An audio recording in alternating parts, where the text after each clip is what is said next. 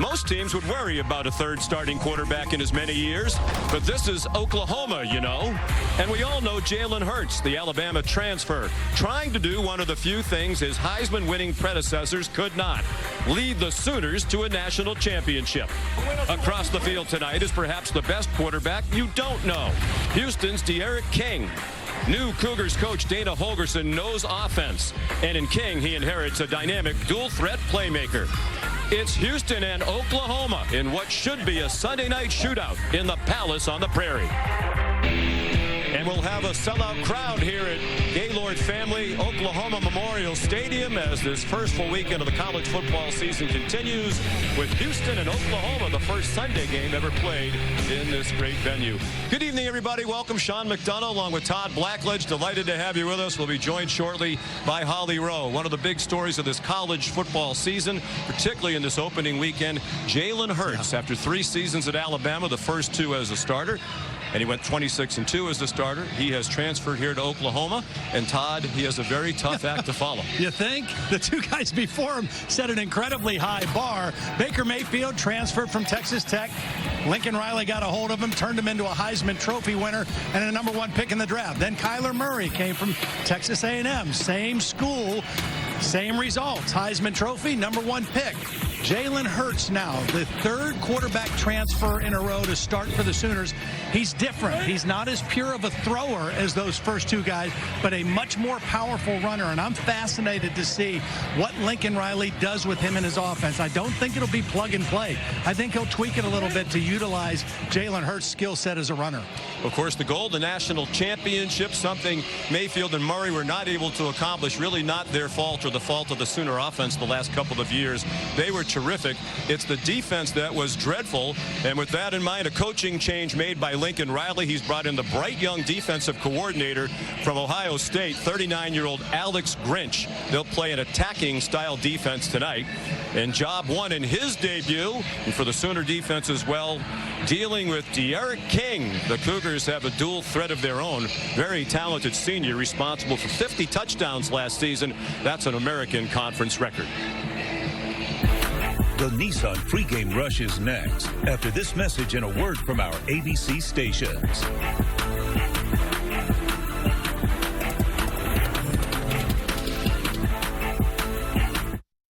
The Nissan pregame rush. Nissan, premier partner of the Heisman Trophy.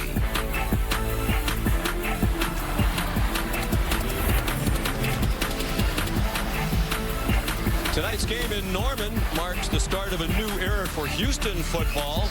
Their new head coach is Dana Holgorsen. After 8 years as head coach at West Virginia, he returns to Houston, where he was offensive coordinator under Kevin Sumlin for 2 seasons a decade ago. And Todd, he is a great offensive mind. The stats certainly bear that out. He's worked with a lot of very talented quarterbacks, including Case Keenum, when he was at Houston before. He says he's never had a quarterback quite like D'Eriq King. This guy is very gifted, and Oklahoma fans are going to think they've got deja vu because he's going to remind them of Kyler Murray. They're very similar physically in stature, but also in skill sets. Gifted runners, but excellent passers.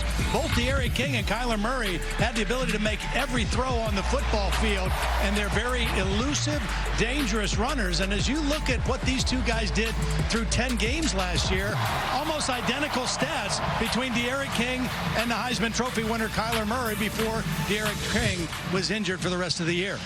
And speaking of Kyler Murray, he's among the 80,000 plus, the sellout crowd, as he is a week away from his debut in the regular season as an NFL quarterback with the Arizona Cardinals. They'll open at home against the Detroit Lions. And I know he's eager, and the Sooner Nation is eager to see how Jalen Hurts is going to fare tonight. And it is amazing, Todd, how quickly he has blended in to this program. Yeah, I mean, the fact that he was elected captain after only being here 7.5 months tells you all you need to know about Jalen Hurts as a person, as a leader, his character. And I really think he's going to play well, not only tonight, but all season for Oklahoma. As always, a great scene here in Norman. This will be the 124th consecutive home sellout for the Sooners, dating back to the start of the 1999 season. Those in the sun are broiling right now as we're Just past 6:30 in the evening local time with the temperature near 90 and high humidity. Fireworks being shot into the air. These folks have filled the seats and they've seen a lot of winning. Oklahoma is 113-10 in this stadium since the start of that sellout streak in '99. And here come the Sooners. 3 college football playoff appearances in the last 4 years, including last year when they lost in the national semifinal to Alabama. They were 12-2 a year ago. Winners of their 4th straight Big 12 title. They are a substantial favorite to defend their conference title again this year.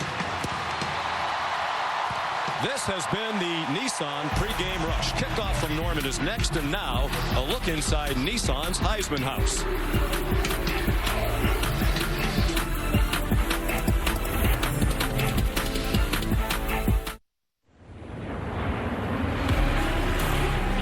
It's that familiar feeling. The smells, pads crashing, fans cheering, fight songs, chants and whistles fill the air. There's no doubt, football is back. If you want to make a name, better stand and deliver. Do not be afraid. Champions have come from a select few. Will a new season bring new challengers? Juggling catches made for a touchdown. It's great to be home. It's great to be home. Familiar names, but new places. Jalen Hurts could be the 3rd straight transfer that wins the Heisman Trophy. And chaos always finds its way back.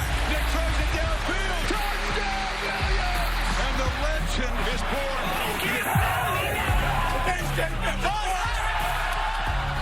Houston is back.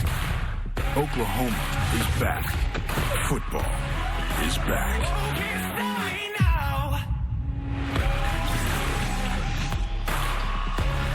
You're watching the Big 12 on ESPN from Norman, Oklahoma. Down on the field, here's Holly Rowe. Well, Houston's won the toss, and they will get the ball first, and you will see an electric quarterback. De'Aaron King has been playing quarterback for most of his life. His dad, Eric, installed a spread offense for his Little League team when he was just 5 years old after he saw a Steve Spurrier team that couldn't be stopped. So De'Aaron's been playing this style, this system, since he was 5 years old. He went on to be a record-setting quarterback, breaking some of Kyler Murray's records in Texas State high school history.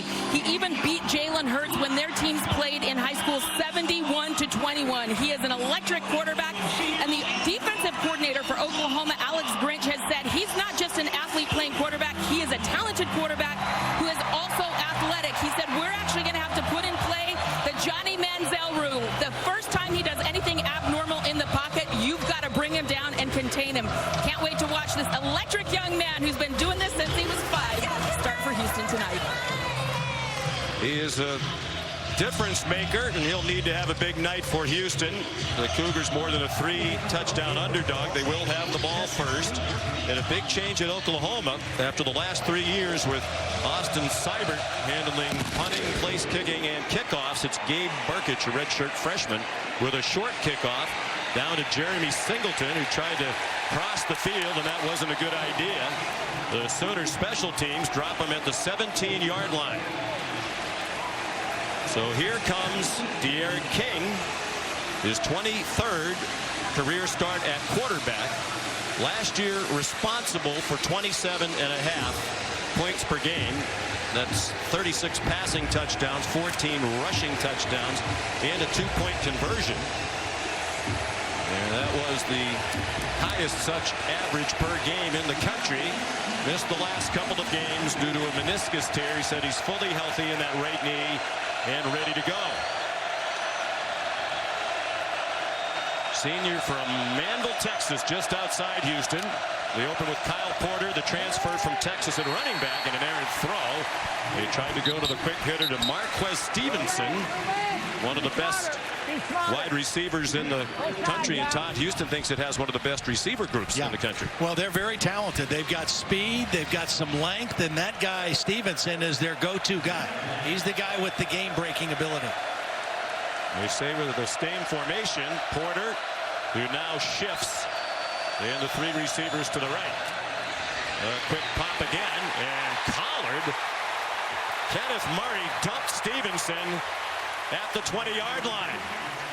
Well, they tried two similar plays in a row. Quick throws to Stevenson. This time they tried to bring him back inside. And Kenneth Murray, the surest tackler on this Oklahoma defense, there to wrap him up. And the fans fired up by the performance of the defense. They'd love to see a rare 3 and out and a great start to the Alex Grinch era as defensive coordinator. King running out of time, man room, and he's down behind the line of scrimmage. Murray again with John Michael Terry.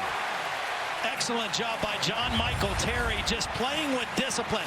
Watch number 40 just maintain the edge right here and not allow D'Eriq King to get outside. He shadows him, he mirrors him, and he stays with good leverage and allows help to come from the inside in Kenneth Murray. There's Dane Roy to punt, the 30-year-old Australian. C.D. Lamb back deep for Oklahoma. Low line drive kick with the wind at his back, but it never got up into the breeze. Lamb dancing, but cannot escape. Good coverage by the Cougs. And Oklahoma will begin near the 40-yard line. Once again, here's Holly. If we told you the story of how Jalen Hurts' career would unfold, you probably wouldn't believe us. It's so unusual. He became the first freshman to ever start a game for Nick Saban at Alabama, leading his team to 2 national championships before famously losing his job and never regaining it. Then, as a high-level grad transfer, here he is. He didn't know how to get into the team and get guys to accept him right away, so he did it in the weight room where he threw down this monster squat over 500 pounds on the bar. He gained instant credibility, and he said the most important thing is I've been voted a team captain. That means the world to me. This isn't just about me. This is about us. We're here for just 8 months, but just a couple of days ago, it's announced he's one of the team captains. He hands it off. Trey Sermon with 1 man to beat, and he goes out of bounds at the Houston 30. Big run by Sermon, the junior from Marietta, Georgia, part of a deep and talented running back crew. Well, Trey Sermon had a great year last year. Excellent blocking. The right tackle, Adrian Ely, number 59, with the key block. 4 new starters on this offensive line, and that first run, very, very promising for the Sooners. Ely, one of those new starting offensive linemen. 30-yard gain on the first play from scrimmage for Oklahoma. Hurts first pass as a Sooner. Charleston Rambo, another big gainer. And he's down at the 14-yard line. Brant Stewart and Javarius Owens combining on the stop for Houston. It was a beleaguered Cougar defense a year ago. They gave up 37 points per game. They were 118th in the country in scoring defense. Still managed to go 8-5 into a bowl game. New defensive coordinator Joe Cawthon came from Arkansas State. A lot of transfers on this defense this year, too. Hurts after the play fake. Dumps it off in the flag. Jeremiah Hall lunging for the pylon. And it's a touchdown.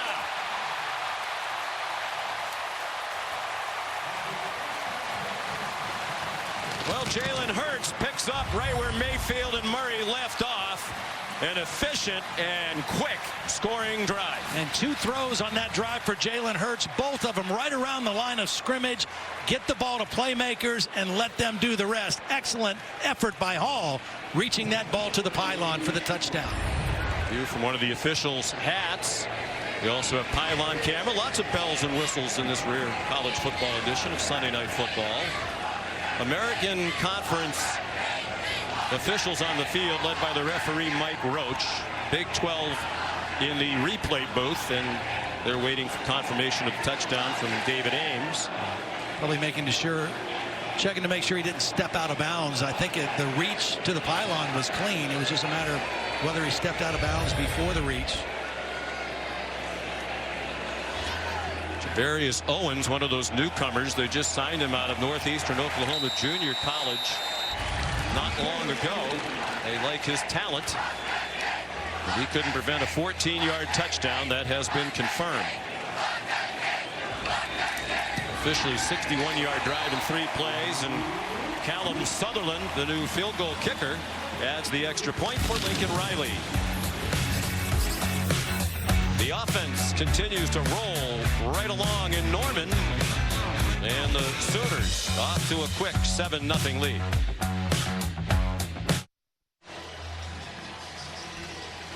Tonight's aerial coverage is provided by Goodyear, recognizing those who strive to rise above the rest. Goodyear, more driven. Owen Field, Gaylord family, Oklahoma Memorial Stadium, the home of the Sooners since 1923. The sellout crowd here tonight likes the way this one has begun. 7-0 Sooners. And Gabe Burkich kicks off for the second time. Bryson Smith, one of the fastest Houston Cougars, up the numbers and across the 30-yard line, so better starting field position the second time around for Houston. After a 29-yard return, Jonathan Perkins made the tackle for Oklahoma. That first possession, the Oklahoma defense, Alex Grinch is very aggressive. That's his mindset, his personality. A lot of press coverage, pressing the line of scrimmage. Wouldn't be surprised to see Dana Holgorsen try to stretch the defense on this possession. See if they can get the ball down the field against this tight cover. 3 and out with 0 yards on their first possession of the night for Houston. Kyle Porter, the running back. Marcus Stevenson, the motion man. They give it to Porter, and he's ahead for 2, wrapped up by Ronnie Perkins, the defensive end. Porter is a grad transfer from Texas, so very familiar with playing against the Sooners and what that rivalry is all about. Saw him play against them in the Big 12 championship game in Arlington, Texas last December. Won by Oklahoma. 2 receivers bunched to either side. They're wide. It's still Kyle Porter, the running back. And a knee down on the far sideline on the catch by Cole McGowan. So it's a loss on the play. Back inside the 30. Here comes 3rd and a little more than 10. This Houston offense last year with Major Applewhite as the head coach was all tempo. I mean, they were going super fast. Dana Holgorsen is a different system. They don't huddle all the time, and they play with some tempo, but they slow it down a lot more than what he's used to. Dana back calling plays. He had handed off that responsibility for the most part to his offensive coordinator at West Virginia in recent years.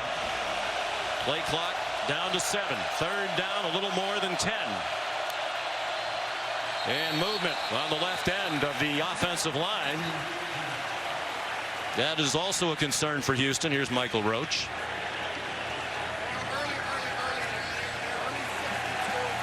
It's going to be hard to hear whether it's a voice or whether it's a clap. Those linemen are going to have to keep their eye in on the football, particularly on 3rd down passing situations. And that was Josh Jones, their most experienced offensive lineman, called for the illegal motion. Left tackle made his 37th career start. They rush only 2 on 3rd and 16, and now a 3rd. And King's throw is too high and incomplete. Intended again for Cole McGowan.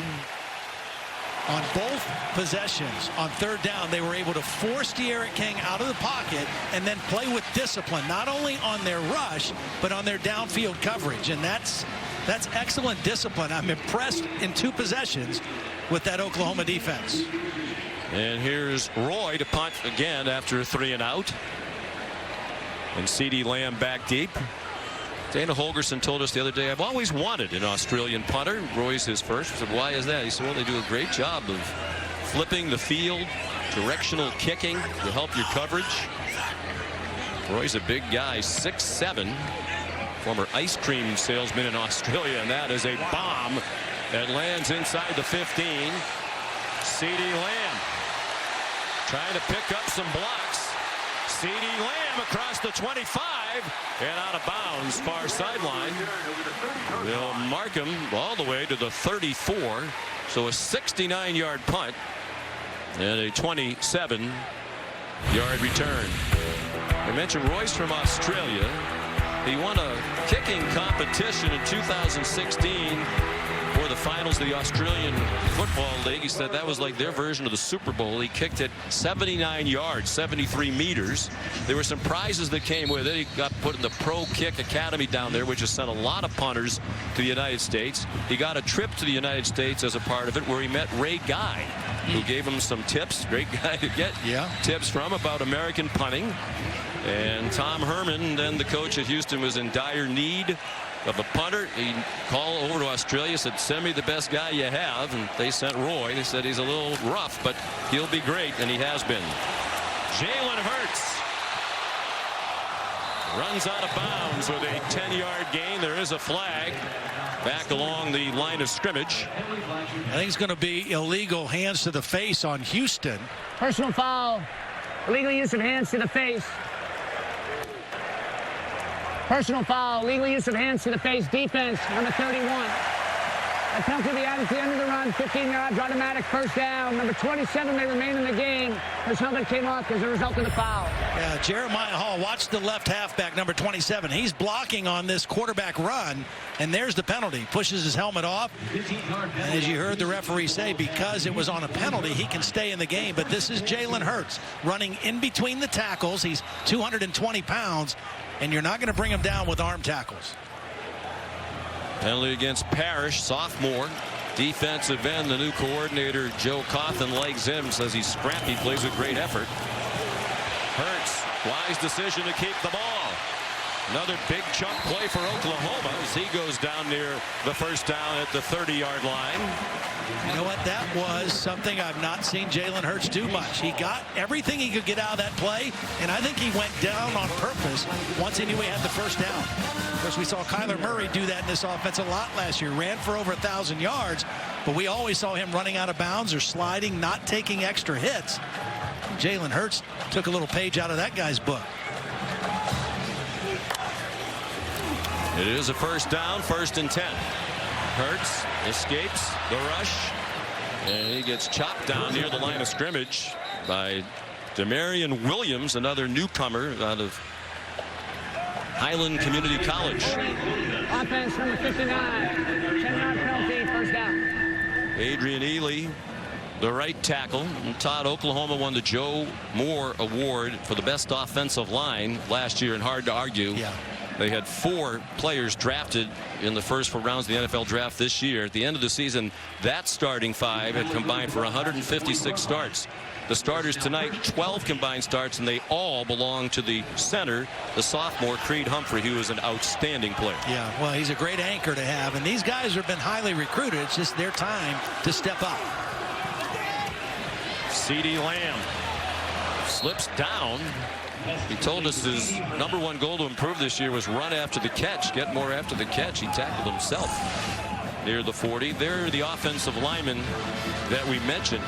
Evans, Powers, Samia, and Ford, all taken in the first 4 rounds. They had 7 offensive players drafted, and the kicker, Seibert, no defensive players.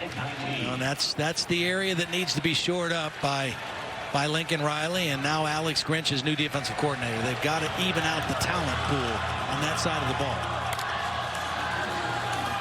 Down to the pistol.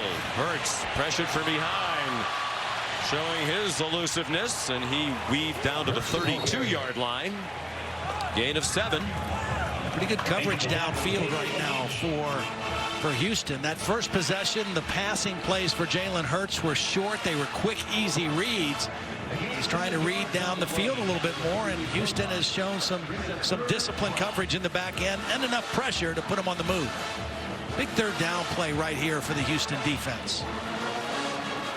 They've switched from a 3-4 a year ago to a 4-3. Dana Holgerson says we can recruit excellent defensive linemen. We'll have enough to play with a 4-man defensive line. They rush 4. Hurts well protected, throws deep, contact, and it's batted away. Intended for Nick Basquin with excellent coverage by Demarion Williams. Coach Cawthon told us he is their best cover corner. Yeah, he's in perfect position. He used the sideline as his ally and then actually even made a play on the ball. Had eyes on the football. Has perfect coverage on 3rd and 12.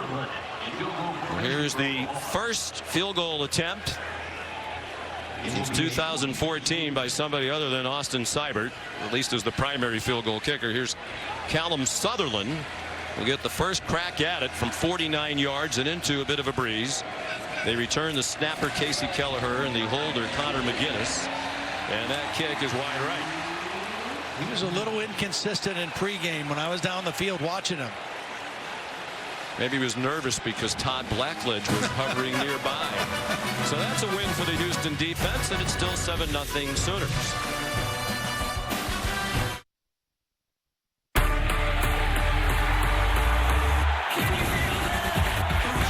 There's a new culture in College Station. Trevor Lawrence looks like a generational talent. We're back. We fight like tigers. Well, it's a can't-miss college football doubleheader on ABC next Saturday. 3:30 Eastern will be at Clemson for Texas A&M and Clemson, then LSU and Texas in the Saturday night game presented by Wells Fargo. And Trevor Lawrence and Kellen Mond each led their team to victory in the opener against Georgia Tech and Texas State, respectively. Kellen Mond played great against that Clemson defense last year in College Station. It's a narrow defeat for Texas A&M on its home field. Houston trying to get something established. Their first 2 possessions, -1 yard of offense. Give it to that guy. You know, you need a positive play. Call a design quarterback run, and De'Aaron King gets you 4 or 5 yards. Officially 4. 7 minutes to go first quarter. It's been all Oklahoma, but just 7-0. Now he takes off running and continues. It looked like he slowed down, anticipating a Sooner would be nearby, but there wasn't anybody in an Oklahoma uniform there, so he kept rumbling and has a first down to the 39-yard line, a 27-yard gain. That time, John Michael Terry, the defensive end, came on an inside stunt, and nobody replaced him on the outside of the defense, and that's what De'Aaron King saw, and he was able to turn up the sideline unhindered for a big game. That's the first down given up by this Oklahoma defense. Kyle Porter back in at running back. And he took the handoff and got dumped by Kenneth Murray, the preseason Big 12 Defensive Player of the Year. And Kenneth Murray did a nice job of reading and attacking downhill. Here he is right here. Watch him just read it, take a good angle to the football, and he's unblocked because he came from the second level and makes a play behind the line of scrimmage. They call him K9. Kenneth Murray Jr. out of Missouri City, Texas. They have a number of players, Oklahoma, from the Houston area. King, nifty footwork, but he can't get back across the line of scrimmage. Down at the 41. Neville Gallimore led the way, the 5th-year senior from St. Catharines, Ontario. It was a late delayed blitz that forced De'Aaron King to have to move in the pocket. Well designed by Alex Grinch, and they bring up a 3rd and long now because of the pressure they were able to create. 3rd down and 12. King pressured. The ball pops out. And it looks like Houston got it back at the 46. Ronnie Perkins, the sophomore out of St. Louis, made contact from King's left. And Braylon Jones, the center, got it back. This is a defensive line last year that only generated 11 sacks the entire season. It's just a 4-man rush, and they do a great job of collapsing the pocket. Jalen Redmond, number 31, in there, missed all of last year with a blood clot problem and missed all of spring, and they are really excited about what he can bring along with Ronnie Perkins on that play. So here's Dane Roy again. His last punt, 69 yards. Now in the shorter field. Bounces it down there, and it's well covered by the Cougars. Elijah Gooden made the tackle on C.D. Lamb, a 36-yard punt.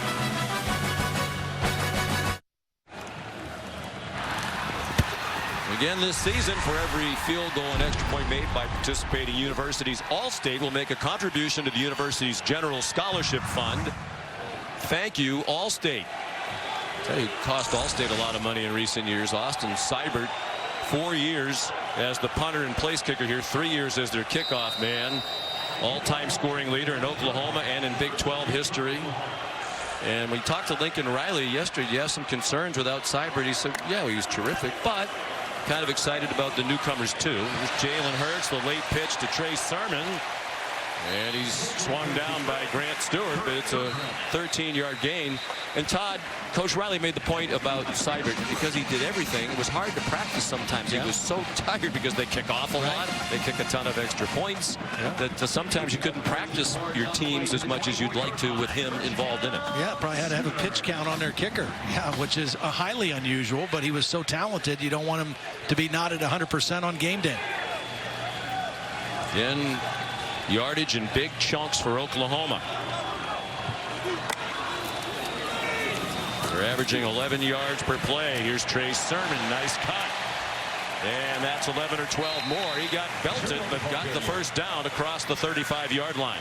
Well, this is such a good running football team, and I know the offensive line is new, but this is the counter trap. They pull the backside guard and tackle. Excellent patience by Trey Sermon, and I know they've had back-to-back Heisman Trophy winning quarterbacks, but this team's ability to run the football is the key to their offense. Last year, they averaged 247 yards per game, and really the last two games they were off that mark, or it would have been higher. 4 receivers now for Jalen Hurts, who's 3 out of 4 passing. That ball caught in a crowd by Nick Basquin. Another double-digit yardage gain to the 49-yard line, 16 yards. What a play by Lee Morris, though, the other wide receiver who was blocking for his fellow wide receiver. If Morris doesn't get that block, that play is either deflected and it might even be intercepted. Watch the block, because Stewart, number 3, read the play quickly.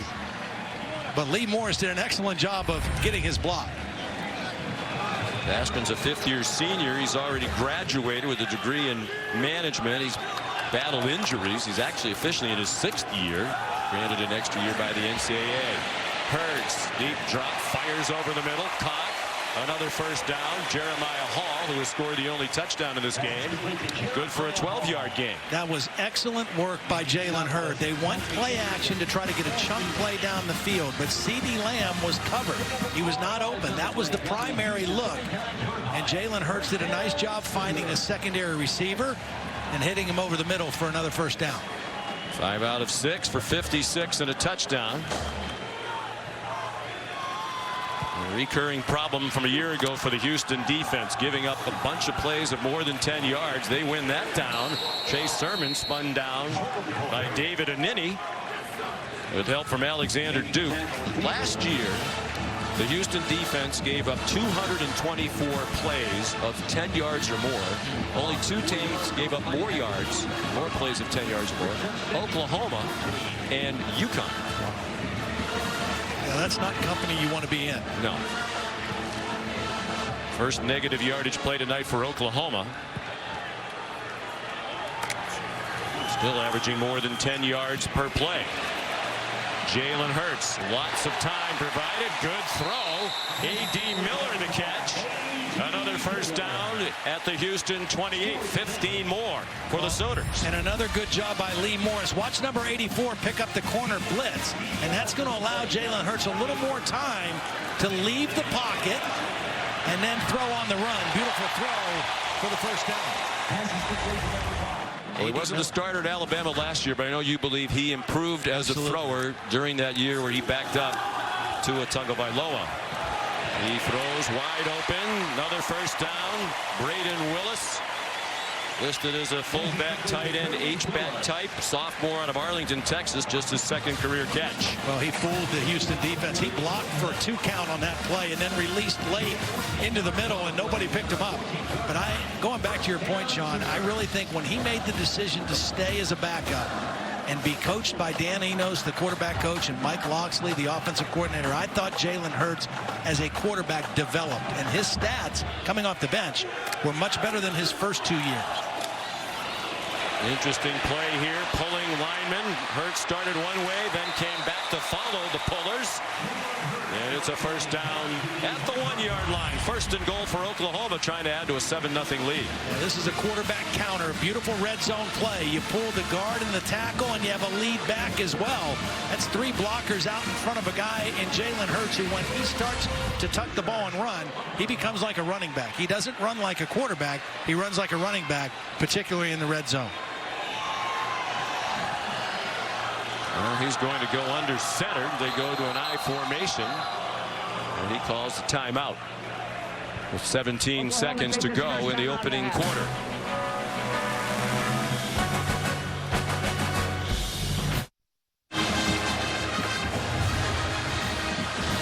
Sunday night kickoff from Norman, Oklahoma. Sooners leading 7-0. They're down on the goal line again. Jalen Hurts just used the timeout. They had 12 men on the field. Now they're ready to go on 1st and goal from the 1. Terrific start for Hurts. 7 out of 8 passing for 86 yards and a touchdown. Play action fake to Sermon out in the flat. Might have been another touchdown for Jeremiah Hall, who scored the first one, but he fell down at the 2. That wasn't the best pass, even though it was a completion. That's a ball that Jalen can throw a little bit better. Keep that ball out in front a little higher so he can run to the end zone.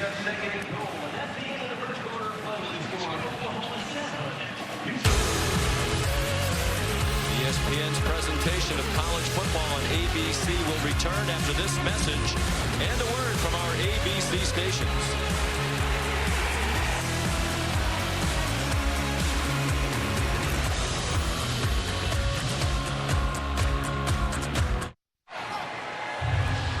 Heading to the second quarter here in Norman, Oklahoma, as we continue Dr. Pepper's championship drive game of the week. Sooners leading 7-0 and hoping to add to it. 2nd and goal from the 2-yard line. Might be a chance for Kennedy Brooks to get his first carry of the game, the other talented back in this Sooner offense. There's number 26 to the right of Jalen Hurts. Trey Sermon to his left. They give it to Sermon, and a good tackle by Grant Stewart. Looked like it might be a walk-in touchdown, but Stewart, the junior from Conroe, Texas, a big play.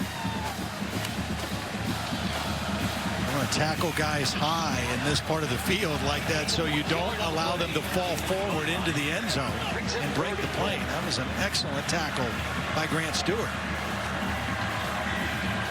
There's 3rd and goal. A half minute into the second quarter. 11th play of the drive. Jeremiah Hall in front of Trey Sermon. Hurts keeps. No signal yet of a touchdown. He's well over the goal line. I mean, he was clearly over the goal line. He got a push from behind by Kennedy Brooks, but I thought he was way over the goal line. We're on the field. The runner stops short of the goal line. 4th down. He doesn't have it there, but watch the push. And right there, I think he's, well, of course, you can't see where he is, but I think he and the ball are over the goal line. He's standing in the end zone. Fans seeing some of the same replays that we are seeing. We're on the field with the runner being stopped short of the goal line. He's on the field review. You know, unless it's, I don't know what it is. I thought he clearly was in the end zone. I think you clearly made that point, and you are right on top of it as usual. Again, after a long offseason, I know nobody welcomes the start of college football more than you. Yeah, well, I love it, and I don't do a whole lot other than that, so I'm excited to get back in the saddle. Mike Roach, referee. Love his accent. He's a native New Englander, part of this American officiating crew.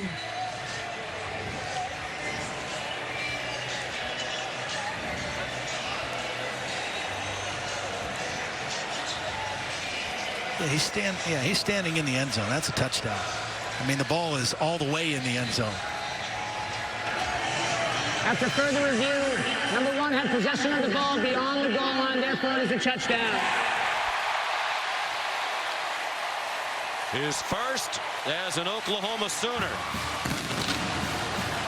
Well, he had 23 career rushing touchdowns as the Alabama quarterback. You get in the red zone with him and Trey Sermon and Kennedy Brooks and a center like Creed Humphrey, and the Sooners are going to be hard to keep out of the end zone. All powerful runners. Good start. And the extra point up and good from the redshirt sophomore Callum Sutherland.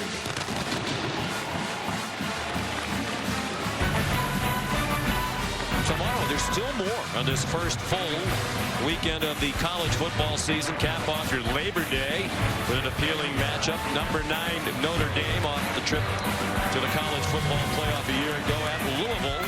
Trying to rebuild under Scott Satterfield. He'll make his debut as Cardinals coach, head coach at Appalachian State the last 6 seasons. 12-1 a year ago for the Irish. Ian Book among the 14 returning starters, their quarterback. What do you think of the Irish this year?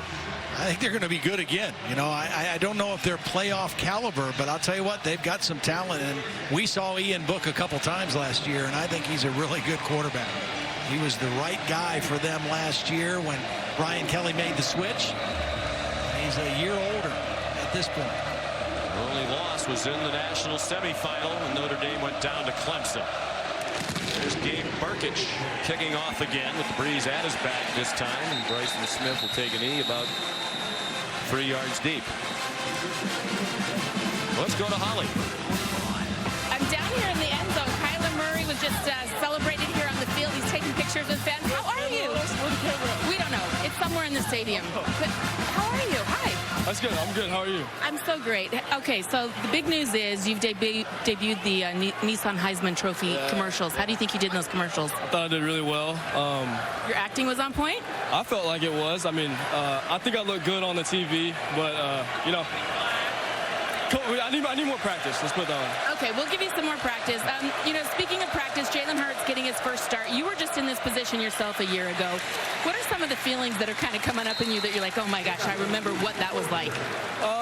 I think our situation is just a little different just because, you know, he's played in a lot of big games. Me, I had to wait my turn. He kind of has already known what it's felt like. So this is kind of his, you know, coming out party for the Sooner fans. And for me, it was more about just being myself, trusting my abilities, and going out and playing my game and trying to lead these guys to a win. So I know De'Aaron King's a kid that you kept your eye on in high school. He broke one of your records in Texas 6A. He did. I'm sorry. I didn't know that one. I hate to break that to you. But what do you think about him? I know he hasn't gotten loose yet, but I know you like his game. I mean, I don't want him to get too loose out here, but you love to see a guy of his stature play the quarterback position, you know, and not only be able to run it, but also be able to throw it because, you know, they like to marginalize small guys. So I'm happy for him. I'm proud of him, and I hope he succeeds. All right, what's your first game next week? Detroit, at home. Yeah, at home. Okay, we've got a lot of air raid ties in this game with Lincoln Riley, Dana Holgerson. They're some of the guys that invented it. How have you adapted to that Cliff Kingsbury system so far? I'm very fond of it, and I can't wait for Sunday. All right, so good to see you. You too. You too. All right, Holly, a couple of runs for Kyle Porter. A total of 5 yards. Here's 3rd and 5 for Houston. Haven't converted on 3 third downs yet. De'Aaron King gets collared short of the first down by Kenneth Murray. About 2 yards short of the line to gain at the 33. Sean, this Oklahoma defense doesn't look anything like what we watched last year. We saw them at West Virginia give up over 700 yards of offense. They are collapsing the pocket by rushing only 3 or 4. And then Kenneth Murray, that's the one thing we knew about this defense, is he is a tackler. 155 tackles last year. And they are shutting down this Houston offense. The injured Cougar was their starting right tackle, Jared Williams, returning starter right tackle. He did walk off the field under his own power. Already the 3rd 3 and out for the Houston offense, for the Oklahoma defense. Things were hard to come by for the Sooner defense in recent years. Dane Roy, line drive punt, fair catch, made by C.D. Lamb. At the 23-yard line. Big 12 now on ESPN Plus is a must-have for Big 12 fans. It's the exclusive home for the weekly Les Miles All Access show. And if you haven't seen that, you want to. Plus, you'll get more than 50 men's basketball games, hundreds of other Big 12 sports, including women's basketball.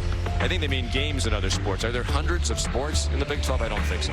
Sign up today. That's why you should always read the cards before the game at ESPNplus.com. 22 seconds, 22 teams. I don't think they play hundreds of sports. I might be wrong. Maybe we'll add them all up. Hundreds of games for sure. Boy, I was happy for Les Miles to get that first win. Please adjust the game clock for 12 minutes, 22 seconds. 12-2-2. Thank you. Happy for our former colleague Mac Brown with his big win over South Carolina in their opener as well. Kansas beat Indiana State. That's a little bit of a tight one. Yeah. But here comes Oklahoma dominating this first half. The number 4 team in the country, leading Houston 14-0. Kennedy Brooks stopped for no gain. Grant Stewart made the tackle.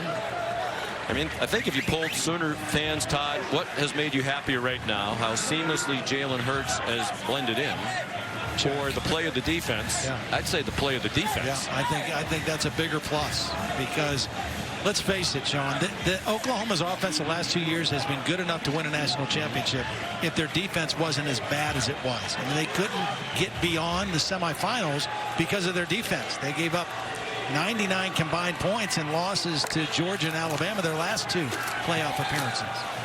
Jalen Hurts through a hole, stood up by Grant Stewart at the 28. Well, last year Oklahoma gave up 33 points per game, 108th in the country, 114th in total yardage allowed, and only 11 takeaways. They had 6 interceptions all year. They brought in Alex Grinch, 2 other defensive coaches with whom he had worked at Washington State, Roy Manning and Brian Odom. Hurts just standing there without any pressure, and he fires for a first down to Grant Calcaterra. First catch of the season for the All-Big 12 tight end from a year ago. Good patience by Hurts, staying in the pocket, just waiting for something to open. Calcaterra, I think he's on the verge of having a huge year this year. Very much like Mark Andrews, who went from 31 catches as a sophomore to 62 catches as a junior playing with Baker Mayfield. And Calcaterra is a very similar kind of player in that inside wide receiver spot. Jaden Hazelwood, highly touted freshman, with his first touch as the man who came in motion. He gets welcomed to college football as he was stood up at the 38-yard line. Because of the success of their offense and the individual wide receivers in recent years, they are really recruiting a lot of the best wide receivers in high school in the country, including this guy. Yeah, they had 3 of the top-rated wide receivers in this recruiting class all come to Oklahoma. They play a lot of guys. They throw it to a lot of guys. And so there's no fear of not getting on the field if you're a top-flight wide receiver in this offense. Hazelwood, the most highly touted of the 3 true freshmen. 5-star recruit consensus. After the play-action fake, Hurts to Calcaterra again. He got belted by Deontay Anderson, but he held on for a first down into Cougar territory at the 48-yard line. Great route. Watch Calcaterra. He's going to fake like he's running a crossing route and then right up the seam. Lincoln Riley loves to do that. Show one route, get the defense to react, and then right up the seam for the quick throw, and Hurts on target again. Hurts is 11 out of 12 for 109 and a touchdown. And he's rushed for 46 yards on 6 carries. And the other touchdown, design quarterback draw. And he got walloped at the 43-yard line by Peyton Turner. Jalen's from the Houston area. He's familiar with a lot of these Houston Cougars. He played a memorable high school playoff game, his final game in high school. With his dad, the head coach at Channelview outside Houston. They played Manville, a perennial power, with De'Aaron King, their quarterback. Yep. And one of the players on the defense for Manville that was Jordan Carmouche, now a linebacker here at UH, and he said the thing he remembered most was how hard it was to tackle Jalen Hurts. Wasn't that hard to tackle Kennedy Brooks that time, and a nice play again by Peyton Turner. And we didn't like it. Holly mentioned it earlier. Jalen Hurts didn't like when we brought up the high school game against De'Aaron King and a few of these other Houston Cougars. Yeah, he bristled a little bit. Yeah, he said, I was the only top prospect on my team. They had about 20 guys who were being recruited by D1 schools. And that's pretty much factual. Deep throw, wide open. CeeDee Lamb, a touchdown. Busted defense. And you don't want to lose sight of one of the best wide receivers in the country who just made it 20-0. Yeah, you're right on the busted coverage, because this was not a trick 'em route. CeeDee Lamb was going deep the whole way, right up the seam. Jalen Hurts, after he moved up in the pocket, able to throw on the move, and he knew he had a wide open guy. Just get him the football. Third straight game with a touchdown reception for Lamb. Last year he had a streak of 7 games in a row with a touchdown catch. He's the focus at wide receiver this year now that Hollywood Brown has gone on to the NFL. Callum Sutherland the extra point. It couldn't have been scripted any better for the Sooners. Jalen Hurts has been tremendous, and the defense pitching a shutout with 8:09 to go in the first half here in Norman.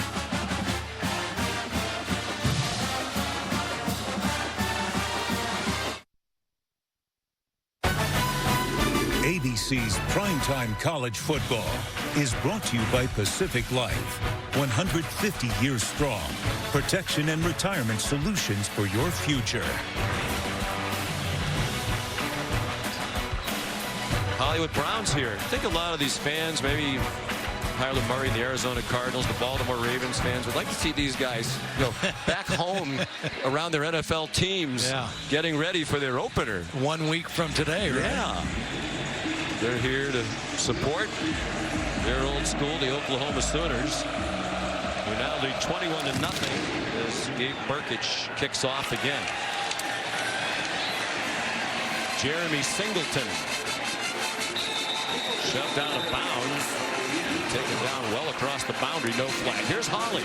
Well, guys, that last touchdown pass had some good chemistry behind it. Jalen Hurts to CeeDee Lamb. They hope that'll be a good combo all season. It really started on Jalen Hurts' recruiting visit. He got here in January. In the first 5 days he was in town, he actually crashed on CeeDee Lamb's couch.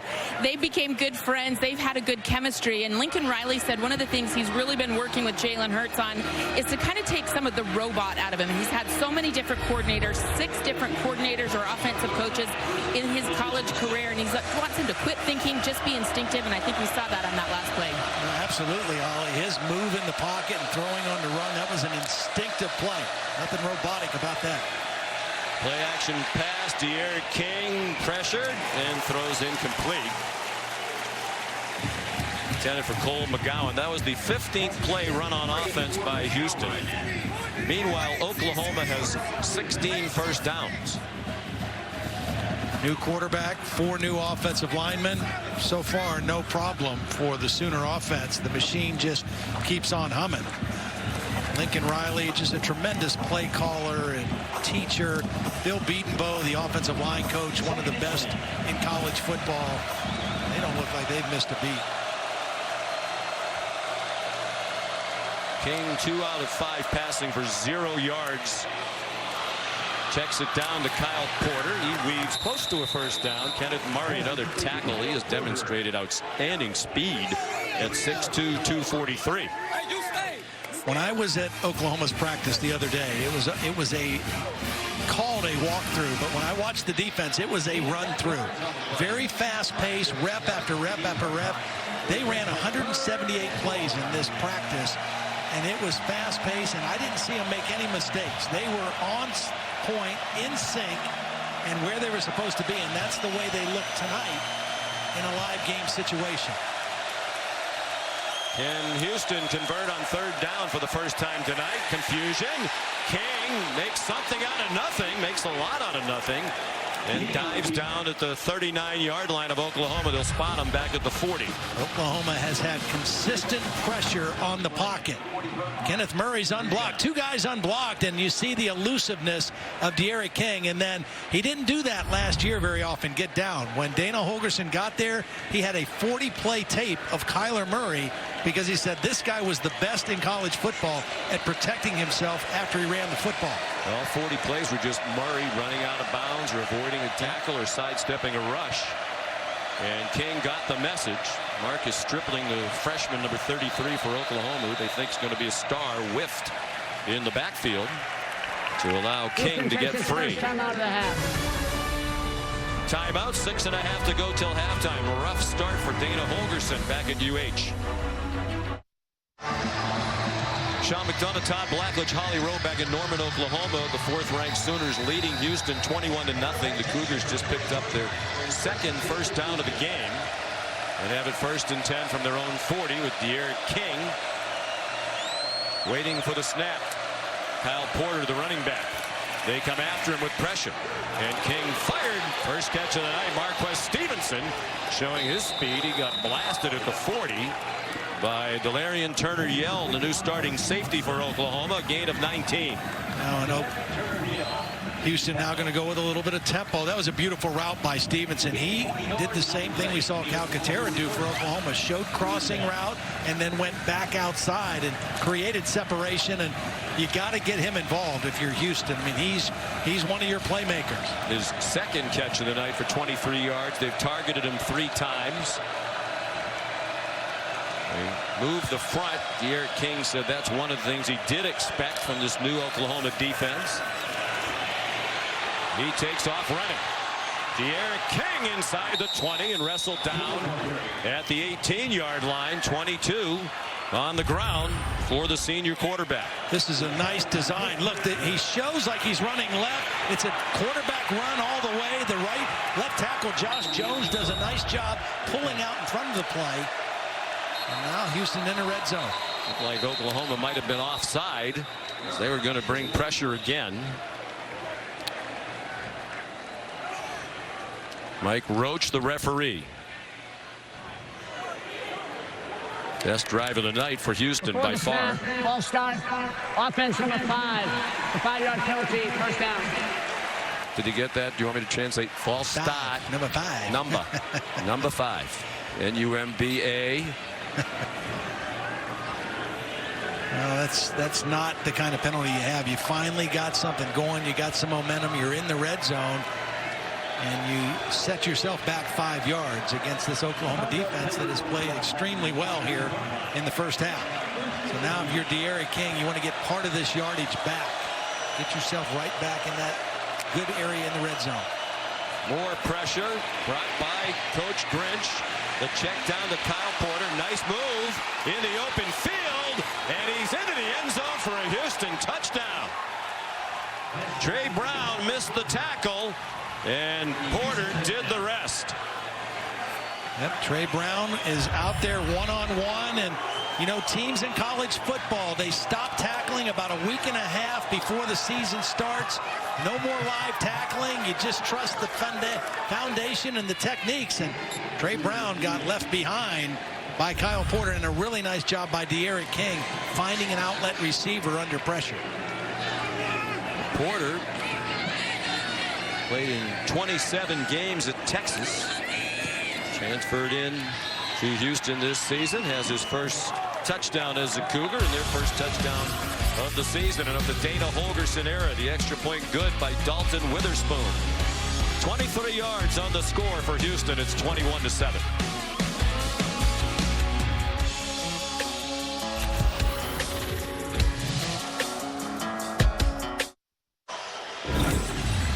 This season, Taco Bell again celebrating student sections and passionate fans like these Sooners. Awarding the best student section of the year. Go to ESPN.com/Taco Bell to see if your team made this week's rankings. See how your school can compete. Dalton Witherspoon kicks off. Here's Trey Brown trying to atone for the missed tackle. He might just do that. He's across midfield and upended. There is a flag down.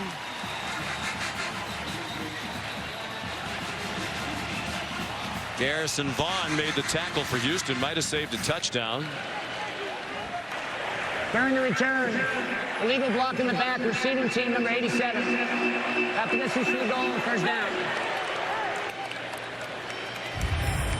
Well, you don't do live special teams too much. Take a look at the top left of your screen. Right there it is. That's the block in the back. And that play comes back. Nice job by Trey Brown trying to atone for the missed tackle, but all for naught. Looked like he was already kind of going down. Negates a 53-yard return. Now you and I can speak much more informedly. I'm going to invent a word now. Could I start that over? We can speak with a better background about officiating this year because we were the officials for the Georgia spring football game, which I know everybody saw on the SEC network. was hard. It was fun, and it was challenging, and it gave me a whole new appreciation for what was your position? I was the head linesman. Yeah. And I was the back judge. Yeah. And just where you have to keep your eyes and all the things you have to look at and how disciplined you have to be. It was interesting. We thank Steve Shaw, supervisor from the SEC, and a great group of officials who taught us a lot. Taught us enough to know that seemed like a bad call. And now we say that with much more background. Jalen Hurts spins ahead to the 13-yard line. Of course, those guys were so nice to us in the SEC that we promised we would never say a disparaging word about an official game. We're really not. It's just mild criticism. We would have brought in Bill Lamagna, our rules expert, but apparently Bill's having a pretzel or something. Did Bill show up? Oh, there's Bill. Bill's here. I think it's the best Bill's ever been so far tonight. From the 13-yard line after a gain of 4. Hurts under duress. So effortlessly got away from it, and now he takes off running and gallops across midfield to the 44-yard line of Houston. Chased out by Javarius Owens. It's a 42-yard run for Hurts. They wanted to hit CeeDee Lamb on the crossing route. But watch Jalen Hurts see just a big area of green open up. Picks up a nice block down the field. That was number 54, Marquise Hayes, with a nice block leading the way.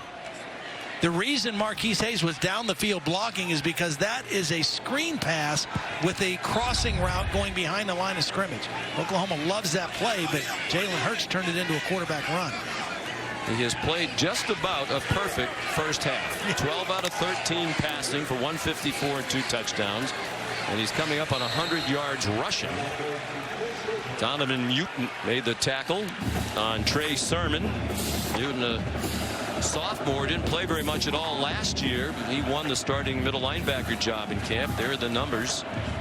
Hurts more than twice as much total offense as the entire Houston team.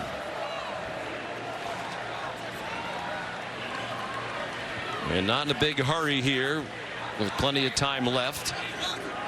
Just under 3 minutes now remaining in the half, and 2 timeouts for Oklahoma.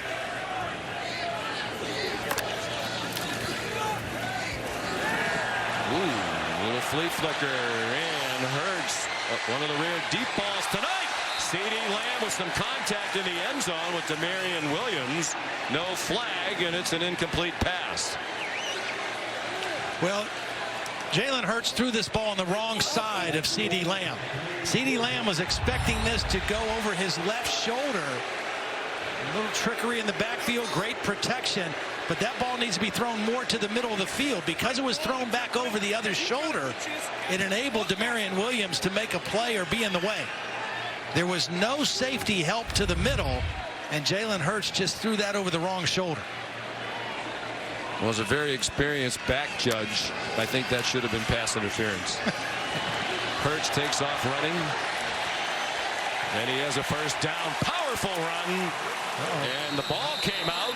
Was he down? No, the officials say it's Houston's ball near the 30-yard line. You know, we've seen Jalen run out of bounds. We've seen him slide. We've seen him do some things to avoid extra contact. That time he's fighting for the extra yardage. Might have been a little frustrated that he missed the long ball. Moving on the field is a fumble recovered by the defense. After the play, unsportsmanlike conduct, offense number 83 for pulling a player off the pile. 15-yard penalty added from the fumble recovery spot. First down for Houston. This could be a huge break for the Cougars because they were not stopping Oklahoma again. They've had trouble stopping them from doing anything offensively. And watch Jalen Hurts. He's going to put this head down and try to fight for extra yardage. And from behind, there you see the ball ripped out. Number 30. Or no, who was that? That'd be David Anini from behind there, number 12. We had 2 guys both going for the football. Alexander Duke and Anini both trying to rip it out. One of them got it. Well, the first turnover for either side tonight. Right, we said Jalen Hurts has been just about perfect. Long incomplete pass and a lost fumble. It's still hard to argue with how outstanding he has been. here in this first half.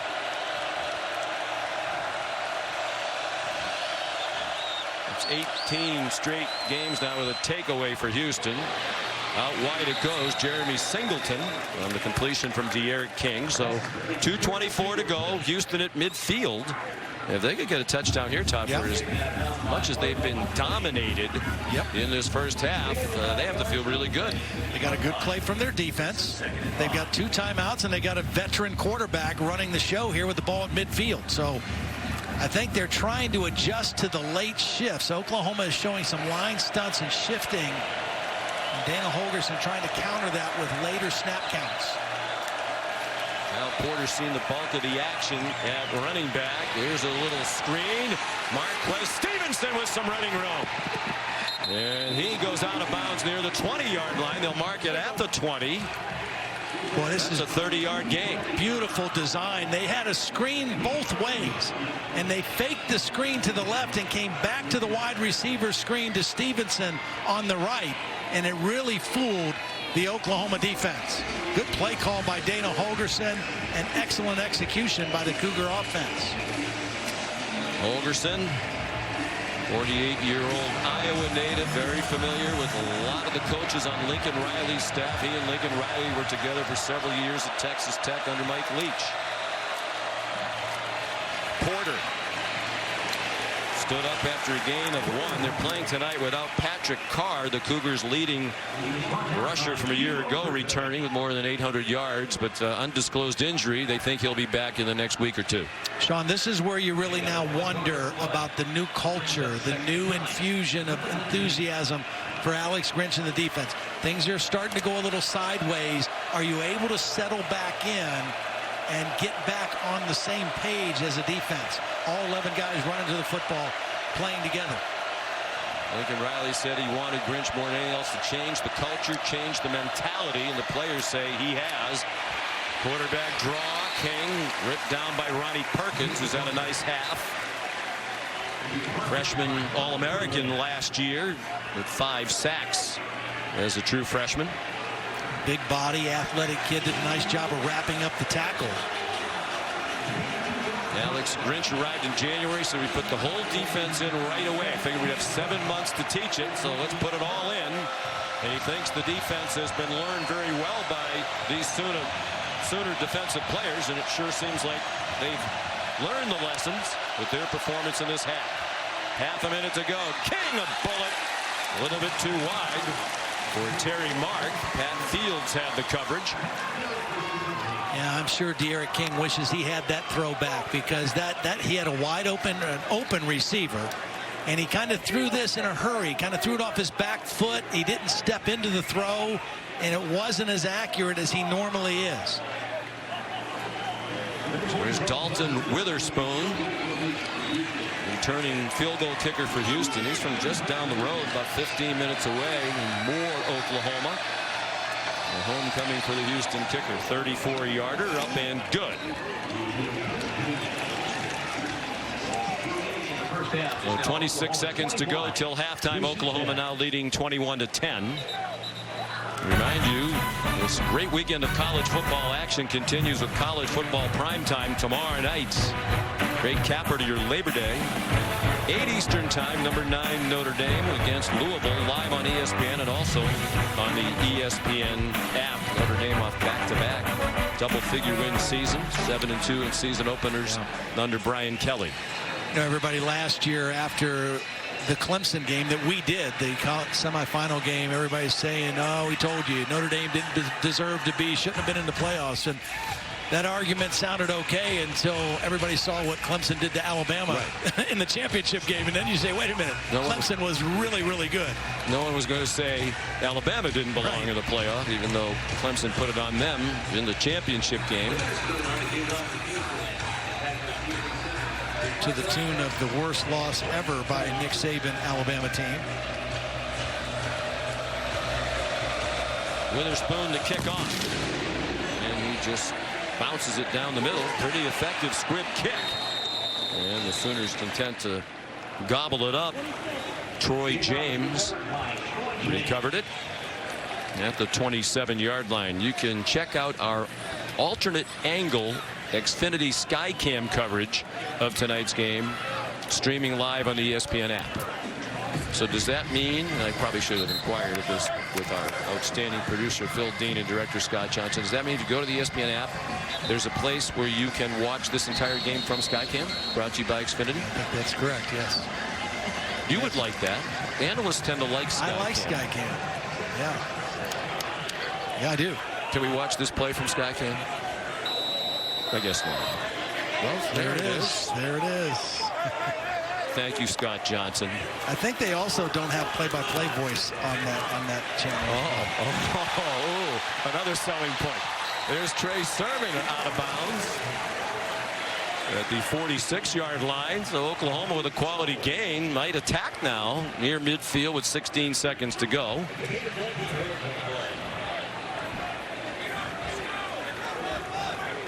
Yeah, you're definitely in range, and Jalen Hurts just be smart with the football. That last turnover was unfortunate for him, but they're in position right here. Still have 2 timeouts as well. One of the questions, especially the comparisons to Mayfield and Murray, the belief is Hurts arrived here is not as good a deep ball thrower as the previous 2. Houston rushes 4, some twisting up front, well blocked by this new offensive line. Trey Sermon sneaks out, leaps up and over, goes out of bounds as he went over Kadarian Smith, the quarterback. And he's still hopping with 8 seconds to go in the half. They're going to spot the ball at the 34-yard line. So long field goal range at the very least. Well, the play took a long time because it was a deep zone coverage by Houston. But with 8 seconds now, you still have time for a quick throw. You can make a throw to the sideline, and with 2 timeouts, really, you can throw the ball anywhere, but you just can't hold on to it a long time if you're Jalen Hurts. Quick decision, get rid of the football. If it's out of bounds, bring your field goal. If not, use a timeout. Lincoln Riley calls the plays. Like a design run for Hurts. He better get down quickly or get in the end zone. He gets down, and they get a timeout with 1 second to go. Darian Smith nearest there for Houston. That's an interesting call. Well, it's a dangerous call. Oklahoma takes its second timeout of the half. 1 second remaining. You know, if it was a short run, if it was a short run, it would have been okay because he calls timeout. But the problem was there were no defenders, and Jalen Hurts just kept running. Well, it looked like a designed run, which to me is interesting. It was he only had 8 seconds, and you wonder if Jalen Hurts was actually looking up at the stadium clock, or if he just had the clock in his head to know, I got to be out of time here and get down. Well, and he didn't call the timeout. Lincoln Riley called the timeout. Ideally, if you're going to call that play, you would want your quarterback run, get down, you call the timeout. And, let's not put ourselves, because that was dangerously close to being out of time. Now Houston has called a timeout. You wonder if they're going to try to ice the new kicker here, Callum Sutherland. His only action last season was 3 kickoffs, backing up Austin Seibert. Lincoln Riley, I think he's made his name as a play caller, obviously offensive coordinator at East Carolina. It was Dana Holgerson, among others, who recommended him to Bob Stoops when Bob was looking for an offensive coordinator here. Dana says, I regret it now. He never beat Oklahoma in 7 tries when he was at West Virginia. But this guy's a brilliant play caller. They've had the best offense in college football the last 4 years, with him calling the plays. 2 years as the offensive coordinator and 2 as head coach. And again, think about it now. He's had back-to-back transfer quarterbacks come into his program, and the offensive production has been unbelievable. Houston takes its final timeout of the half. They continue to try to ice young Mr. Sutherland, redshirt sophomore from Keller, Texas. The promotions department at ESPN loves this. It gives us time to remind you about the big doubleheader on ABC and the ESPN app. 3:30 Eastern time, Texas A&M, #1 Clemson. A lot of people think Clemson is going to just walk right through the regular season. The Texas A&M team has something to say about that. And then at 7:30, LSU and Texas in a top 10 matchup. The Tigers #6 and the Longhorns #10, Saturday night, presented by Wells Fargo. Yeah, well, quarterback Sam Ehlinger announced in the game we did, the Sugar Bowl win, that Texas is back. Well, we'll find out in a big way in that game against LSU, because LSU's a good football team, and Joe Burrow, what a start he had in his first game. 5 touchdown passes for the LSU offense. All in the first half. Yeah. And LSU's win over Georgia Southern. So Sutherland is 0 for 2. That one's way right. And Lincoln Riley told us yesterday it's kind of a coin flip whether it be Sutherland or Gabe Burkett. So you wonder if Gabe Burkett might get a shot at the field goals if they attempt field goals in the second half. Oklahoma outgained Houston 370 to 153. Here's Holly. Well, Coach Riley, how do you evaluate your quarterback Jalen Hurts in that first half, both passing and 127 yards rushing with his legs? Yeah, he's played well. You know, other than the fumble, he's really done a nice job for us. So we got to get paid off a little bit more. We've dominated the game too much to not be up a little bit more, but we got to make key plays there, finish some field goals, finish some drives. Your defense was pitching a shutout until those final 2 drives. What do you evaluate that they've got to change there? They've done a good job. We didn't convert on a couple of third downs. We missed an open field tackle down there. But they've done a good job all night, especially holding them to a field goal there. That was big momentum there at the end of the half. Thank you, Coach. All right, thanks. At halftime, Oklahoma 21, Houston 10. We'll send you to the studio for the halftime report right after these messages.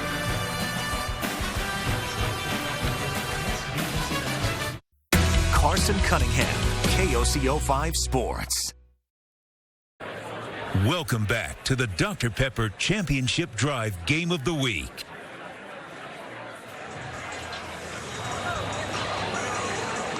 You're watching the Big 12 on ESPN. Non-conference season opener for these 2 teams. Houston out of the American. And Oklahoma. There's the 4 straight outright Big 12 titles, and it's the Sooners. In the words of their coach, Lincoln Riley, dominated the first half, but lead just 21-10. They will get the ball first to begin the second half as Dalton Witherspoon will kick off for the University of Houston. Trey Brown back deep.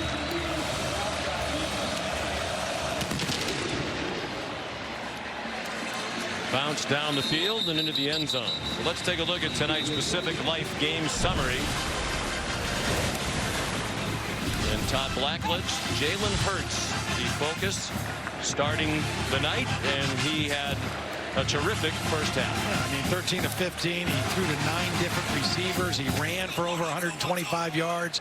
The only mistake he made was he lost that fumble that led to the last score, the field goal from Houston. But other than that, he was terrific. 13 out of 15 for 174 and 2 touchdowns. Hurts rushed for 128 yards in a score. Trying to throw on first down. He was pressured. He dumped it off to Trey Sermon.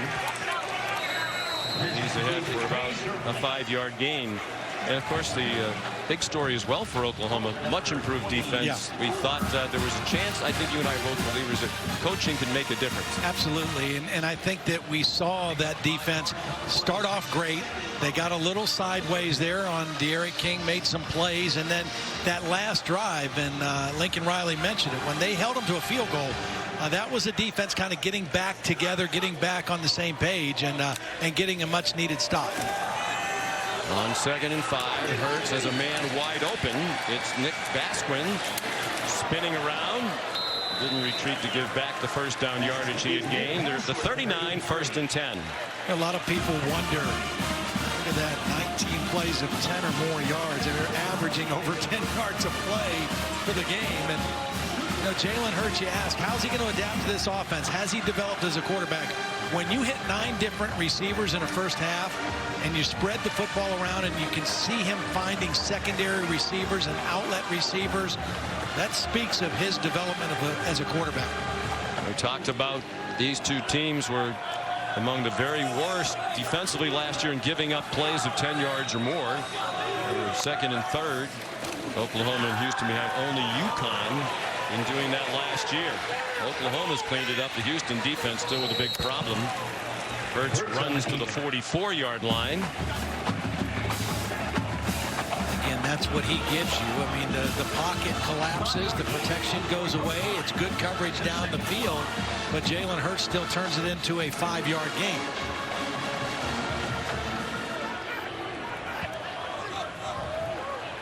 So it'll be 3rd down and 5. 2 minutes into the second half.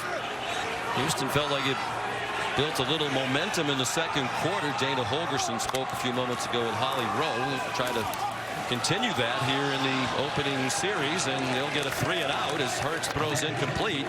Intended for C.D. Lamb with Demarion Williams in coverage. They love to throw the back shoulder fade in this Oklahoma offense, and that's what that was. And Jalen Hurts just a little too wide on the throw. It's actually 3rd and 5 now.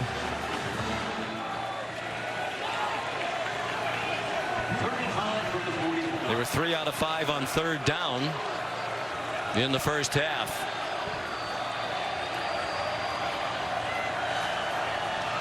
Hurts was 2 out of 3 passing on 3rd down in the opening half.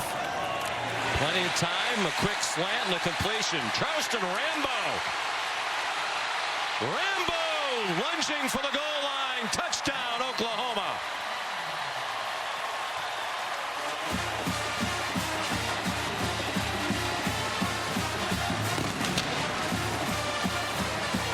Beautiful quick slant route in the back. Going out of the backfield is going to pull the linebacker out of the underneath coverage. Open lane for Jalen Hurts to hit him, and then you see the acceleration of Rambo. He runs past 3 Houston defenders after the catch. Hit in stride and never slowed down until he got to the end zone. And for Jalen Hurts, his 3rd touchdown of the football game. Having a tremendous debut for Lincoln Riley and the Oklahoma Sooners. There's Callum Sutherland, missed a couple of field goals. He's been perfect on extra points. He missed 2 field goals in the first half. Oklahoma missed 2 field goals all of last season. Austin Seibert went 17 out of 19. Rambo, redshirt sophomore from Cedar Hill, Texas, with his 2nd career touchdown.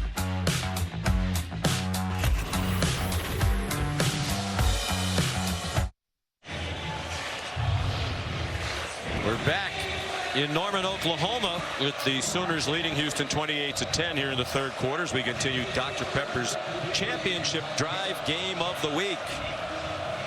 Dave Burkich kicks off after the Sooners touchdown. It'll be a touchback. Bryson Smith didn't try to field it. And we've made this point tonight about Jalen Hurts only being here a little over 7 months. But the reason that's so significant is because the 2 guys before him, Baker Mayfield and Kyler Murray, both had 3 years in this Lincoln Riley system to understand the nuances of it. And so a crash course that Lincoln Riley had to take Jalen Hurts through. And obviously he has picked it up very well and very quickly. It's interesting talking to Lincoln Riley. You asked him, how much you're going to change what you've done here in the past. Yeah. Coaches always change and add wrinkles regardless if they have quarterback changes. Every year they're adding something or maybe taking things away that didn't work. And he said that they wouldn't change very much from what they've been in the past. Eric King hands it off inside to Kyle Porter. I thought the interesting thing, he says, we don't put in particular plays for him. What we try to figure out as we watch him practice, and there are flags down now with some extracurriculars at the end of the play, is what is he comfortable with, particularly in the passing game? What can he process well, and what does he not process as well? After the play, personal foul, unnecessary roughness, defense number 32. 15-yard penalty, the end of the run, automatic, first down. Delarian Turner yelled guilty of the personal foul. He said sometimes you watch practice day after day and then you go watch the practice film and you realize that a particular passing route combination was designed for it to go to a particular receiver, but he keeps throwing it somewhere else. You wonder, okay, maybe he's not comfortable throwing it to the primary receiver, and then we change the play or we get rid of it. Right, and you can adjust things within the passing concepts. The one thing I do think that he has done and changed is we've seen Jalen Hurts run the football between the tackles more than we saw Kyler Murray do. And of course, Baker Mayfield, they didn't call that play for him. Marquez Stevenson knocked around but stayed on his feet and got 9 more. Houston looked like it found a little rhythm on offense at the end of the half. Their first 4 drives at 34 yards total. The last 2 at 119 in all 10 of their points. They started to settle down. Dana Holgorsen, I mean, he's been around Oklahoma. I mean, he knows their people. He couldn't beat them when he was at West Virginia, but he's familiar with them, even though it's a different defensive system. A lot of the same people that he faced last year in Morgantown. He calls the plays. And a handoff to Porter, and he got wrapped up immediately by Ronnie Perkins. Loss on the play. That was good, solid defense, because you say, why didn't D'Eriq King pull that on the read? There were two defenders outside that he wasn't going to go outside with the ball either. That was just good, fundamental defense by Oklahoma on that play. A big play call here for Coach Holgorsen.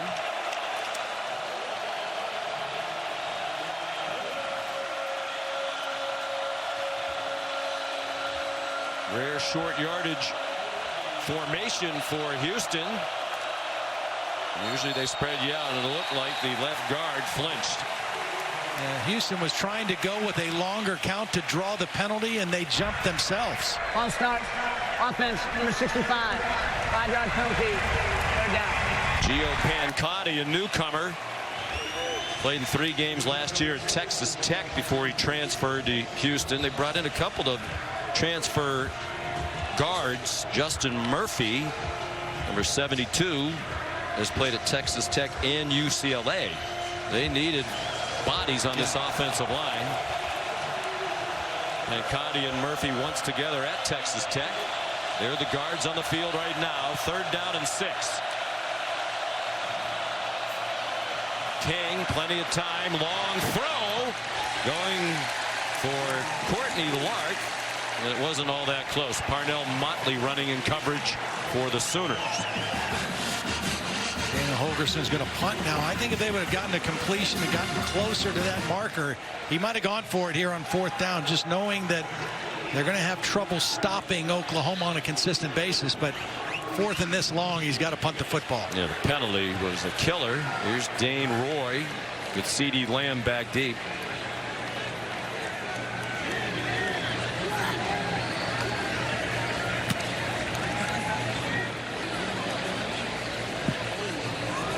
Lands near the near sideline and is downed at the 16-yard line by Cole McGowan. Here's Holly Rowe. You guys were talking about the relationship that Jalen Hurts is trying to build with Lincoln Riley and how they're adapting that offense. And it's also very interesting. Lincoln Riley is the head coach, obviously calls the plays, but he's in every single quarterback meeting. He said one of the things we've done is we keep that room sacred. He said when other coaches come to visit and people want to learn about our offense, I never let them come into meetings with the quarterbacks because I need them to be vulnerable in that room. I need them to be able to tell me, hey, coach, I didn't see it or I didn't know that. He's like, I don't want guys to tell me what they think I want to hear. I need them to be very vulnerable, and that's why he keeps that room very private so that trust begins to build. Yeah, that's important because the quarterback's got to tell a guy, I don't like this play either. And that's when a coach gets rid of it. That's part of the process we're talking about. Here's Kennedy Brooks. Cross midfield and wrestled down from behind by Javarius Owens, the safety in his first game at Houston, who's had a busy night. 39 yards on the run for Kennedy Brooks. Yeah, and Kennedy Brooks has had a pretty quiet night. Watch Creed Humphrey gets a block. He turns his man right in the hole. The right guard, Tyrese Robinson, with a nice block, number 52. And again, just the combination from a running standpoint of Kennedy Brooks, Trey Sermon, and Jalen Hurts. Wow. You mentioned their running game underrated. They led the nation in yards per rush last season, 6.57. They're over 11 yards per rush tonight. Here's Brooks again. And he sidestepped the hit, got more yardage. He was a big reason why they had that nation leading average last year. He averaged 8.87 yards per carry last season, 2nd in school history.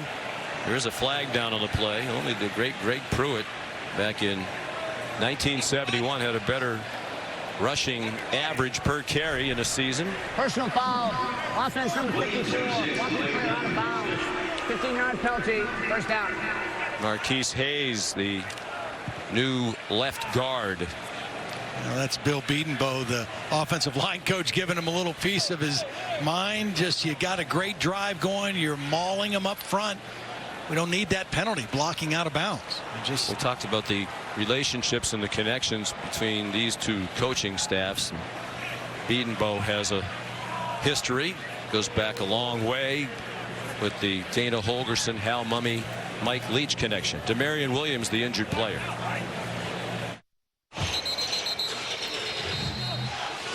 Well, the national championship trophy presented by Dr. Pepper here in Norman, Oklahoma tonight. Sooners certainly a contender to win a national championship. They have to be encouraged by the much improved defense, at least so far, against the Houston team that was one of the highest scoring in the country a year ago. And a smooth debut for Jalen Hurts as an Oklahoma Sooner. 9:22 to go, third quarter. It's 28-10 in favor of the Sooners, and they have first and 17 at midfield.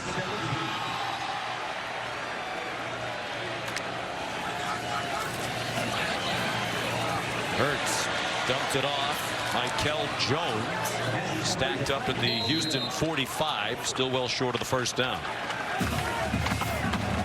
Todd, I know you admire Bill Bedenbaugh, one of the great offensive line coaches in the country. Talked about the connections. This air raid offense goes back to Iowa Wesleyan under Hal Mumme, and Bedenbaugh was the first center on that team. That's right. I mean, and Mike Leach was the offensive line coach at that time. Bedenbaugh was a backup center. The starting center got homesick and decided to quit school. He became the starter, and that was the first year in 1991 when the air raid offense was introduced. Dana Holgorsen played wide receiver at Iowa Wesleyan.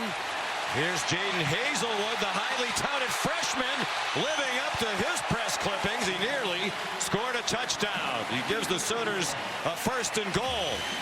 Well, first of all, he does a great job of running his route and turning his numbers to the quarterback. And then this is what Lincoln Riley told us about this kid. Very physical guy. Breaking tackles, running through arm tackles, and turning a moderate gain into a good gain, a long gain. Good view of it from the progressive pylon cam.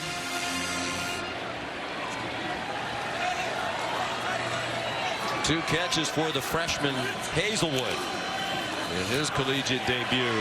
Hurts running away from the pressure from Grant Stewart, and he leaps into the end zone for an Oklahoma touchdown.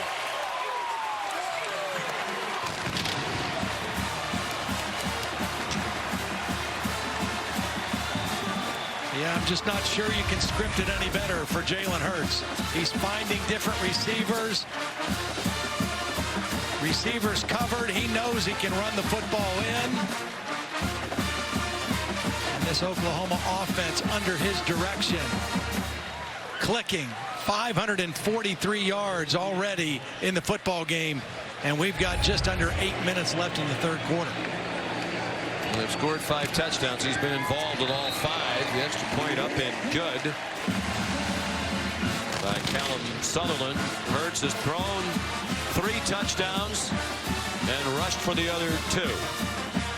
18 out of 21 passing for 291 and 3 touchdowns. 13 carries, 136 yards. That's 10.5 per rush and 2 touchdowns. And the only little blemish, that lost fumble in the first half. You know, and he made his presence felt in the weight room, as Holly chronicled earlier, as a leader on the practice field, but you still don't know until you go out and play real games what he's going to look like, how he's going to respond, how he's going to react. I mean, he has really shown out well tonight as the starting quarterback for Oklahoma. Well, it wasn't all that long ago he was officially named the starting quarterback. I think most people assumed when he transferred here they might have been given some assurance he'd have the job. That was not the case. He had to win it from that man, Tanner Mordecai, redshirt freshman, and from the most highly recruited true freshman quarterback in the country, and Spencer Rattler. Here's Jeremy Singleton. Excellent special teams coverage. Trajan Bridges, another one of those highly touted wide receivers covering kickoffs. There's Spencer Rattler, the freshman out of Phoenix, Arizona, the consensus #1 quarterback coming out of high school this year. We talked to Jalen the other day and asked him about it, and he said, well, kind of brushed it off as if he thought he was going to be the quarterback all along. And we thought, well, maybe Lincoln Riley just said it was close because he wanted to build up the other 2, not get them too dispirited. Lincoln Riley said, no, it was a competition when we talked with him yesterday. He did say that, and I believe that, but I also know that he was named the starter earlier on the calendar than either Baker Mayfield or Kyler Murray. And there's Marquez Stevenson, the catch and run. And you know what, Sean? You have to do that. If you're Lincoln Riley or any head coach in college football now, the way quarterbacks are picking up and leaving and transferring and entering the transfer portal, you have to keep it as competitive as you can and make everybody believe that they have a chance to compete, or else you're going to lose guys.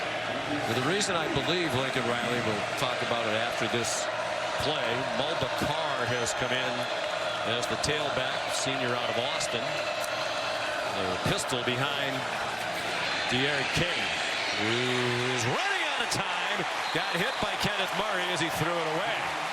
Boy, I think King didn't realize how quickly he was running out of time, because as we've seen all night, he probably didn't realize how fast Murray is. Boy, he really can accelerate. You're right, at 240 plus pounds, I mean, he can really go.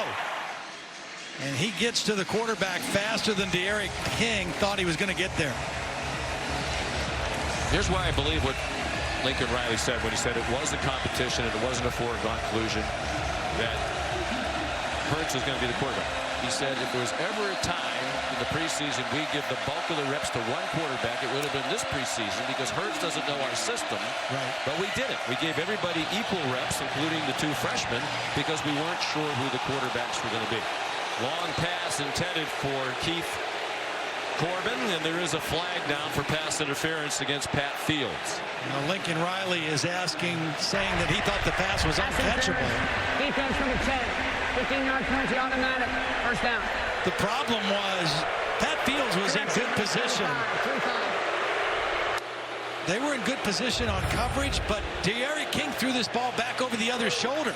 And as Corbin tried to adjust, there you see the grab of the jersey. It wasn't much, but it was the result of the ball being thrown to the other side and Corbin adjusting to the football. That's a penalty that Lincoln Riley doesn't like, and it's a gift for the Houston Cougars. Midway through the third quarter, here's Mulba Carr, spun forward by Ryan Jones, the tackler. Gain of 6 on first down for Houston. Carr was their second leading rusher among running backs last year, behind Patrick Carr, who's injured and not here tonight. Ran for 325 yards a year ago, did Carr. Somehow Houston has to generate some chunk plays. They got to get the ball thrown down the field. This is an explosive, potentially explosive offense. Only 177 yards of total offense. They've had no big plays throwing the football down the field. Which is why I think you could make the case that Oklahoma is clearly much improved on defense, because this is a Houston offense that averaged 44 points last year. Quarterback back, outstanding receivers back. A lot of the same running backs have returned, although Patrick Carr not here tonight. That one was intended for Jeremy Singleton. And that's another throw that De'Aaron King would just misfire. He had an open receiver. He had good enough protection. And a normally very accurate passer missed again. And now it's 3rd and 4. And again, a situation where Houston really has to convert. King 9 out of 16.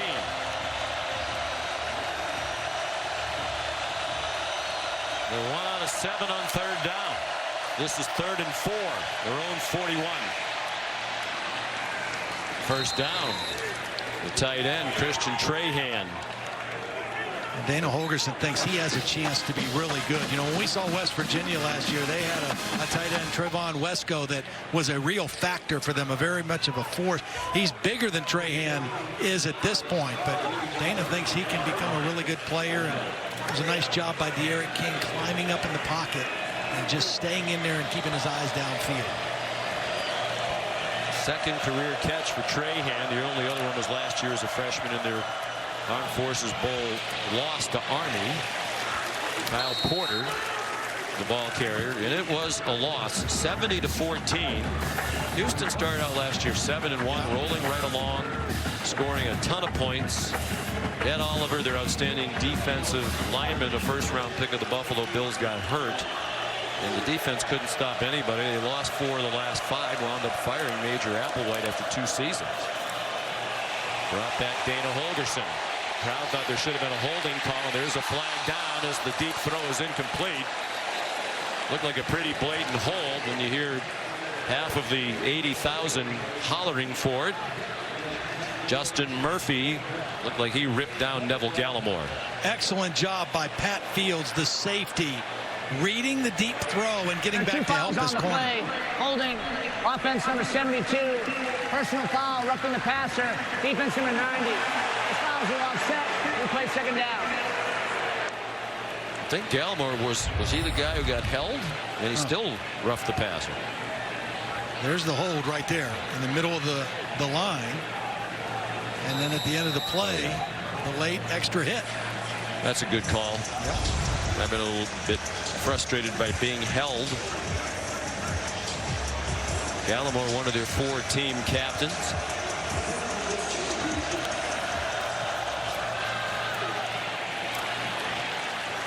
Kyle Porter up the middle to the Oklahoma 44. Here's Holly. Well, Neville Gallimore showing you some of his mean side there. It's actually his mean side that got him started in football. He is from Ontario in Canada, where it's not a real sport all the time for college football. But his family was a big basketball family. He said, I'd go to the park and play basketball, and I would get in trouble for hitting everybody. And then I'd look over there and see guys on the grass playing football, and they wouldn't get in trouble for hitting anybody. So I was like, I want to be in that sport. So he has finally found a home. He doesn't get in trouble for hitting people, except for just that moment. He's a good player. 3rd down and 3. They fake the run. Marquez Stevenson the catch. 1st down. Now, Todd, and we can ask Holly this as well if she wants to chime in. In preparing for the game, I read a note about Neville Gallimore. He's the first Canadian to play in the U.S. Army All-American game. How is it an all-American game if you have a Canadian? Not that we're all about inclusion, but North American. It's an oxymoron, but it's the U.S. Army All-American game. I guess it could be North American. I guess you're right. Yeah, Canada is part of North America. But it doesn't say the All-North American game. He was very highly recruited out of St. Catharines, Ontario, near Niagara Falls. Over 30 offers. He chose Oklahoma over Ohio State and Florida State primarily. Deep throw, De'Aaron King. Stevenson trying to run under it. It's incomplete. There's a penalty there. I mean, just totally unnecessary by Pat Field. He had the pass interference that extended the drive earlier. And that, I mean, the ball's thrown out of bounds. It's a bad throw by De'Aaron King because Stevenson was open. And he overthrows him out of bounds. And personal foul, unnecessary roughness, the late hit. Defense number 10. 15-yard penalty, automatic. 1st down. Now, my question would be, did Stevenson did they almost go after each other and collide? Maybe because Stevenson went down, it looked worse on his end. But he sort of turns toward Fields right there, doesn't he? I don't think so. You don't think so? No. Bill LeMagne doesn't think so either. As an experienced back judge. As Patrick Fields just came off the sideline there, Alex Grinch didn't yell at him, didn't get in his face, didn't get upset. All he said was, that makes no sense. Send him to the back of the bench.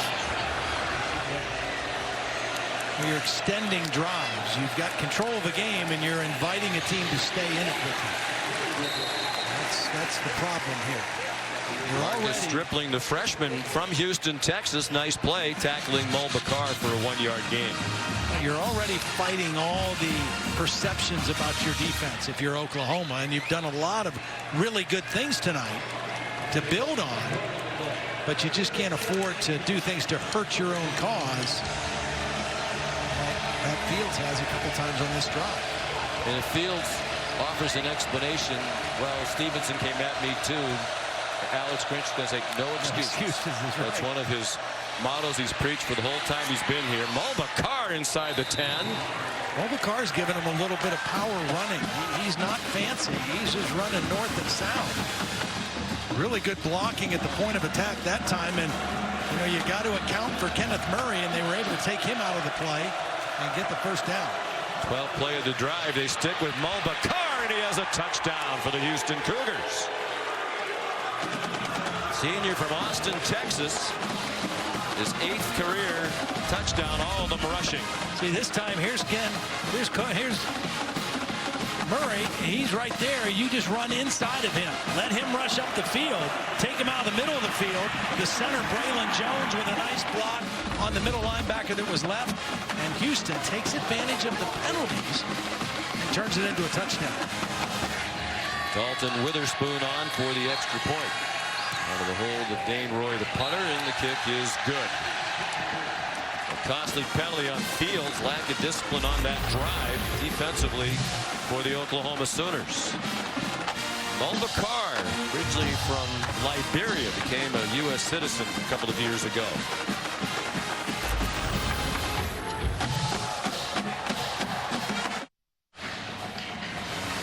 Aerial coverage provided by Goodyear from end zone to end zone. Go further with Goodyear, more driven.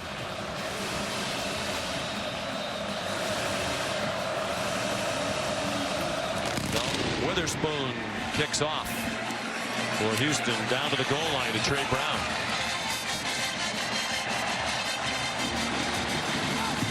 And he's tackled at the 20 by Garrison Vaughn. And Todd, one of the big stories of this opening weekend, and has continued tonight with Jalen Hurts' performance, the performances of the notable transfer quarterbacks. And these were just the most notable ones. The only quarterback that didn't win was Kelly Bryant. It had great stats, but they lost at Wyoming. Kind of one of the surprising upsets of the weekend. But other notables, Austin Kendall, who was competing with Kyler Murray. He's now at West Virginia. Won his opening game as the starter there. Was able to play right away. But that is a big trend right now in college football. Neil Brown win his Mountaineer debut as head coach against James Madison after the run action. Wide open receiver. Charleston Rambo taken down in Houston territory at the 46-yard line by Gleason Sprewell, the returning starting safety out of Surprise, Arizona. Wow, what a beautifully designed play. You know, Jalen Hurts has already run for over 130 yards. He's show and run all the way. He's got the ball tucked. And at the last minute, he pulls it back out and finds an open receiver in Lee Morris. Or actually Rambo, I'm sorry for the nice catch, but just beautiful design on showing run to the last minute. These plays are so well thought out and so well executed that big thing under Lincoln Riley these last 4 years, they have receivers who are so wide open. Here's Trey Sermon. They go back to the running game. He gets a first down, got banged out of bounds at the 34. And Dana Holgorsen has himself to blame, perhaps, for the fact that he is going up against a Lincoln Riley offense tonight, because Lincoln Riley was a backup quarterback at Texas Tech, Mike Leach, when Dana Holgorsen was an offensive assistant. And Dana Holgorsen said, I went to Mike Leach and said, please make this guy a student coach, because we can't even practice when he's running the offense in practice. Lincoln Riley said that was a little harsh. But once he did decide to give up playing, become a student coach, he said Dana Holgorsen was a tremendous mentor to him. He said he learned a lot about offense, a lot about coaching from that man, Dana Holgorsen. They have a long history together.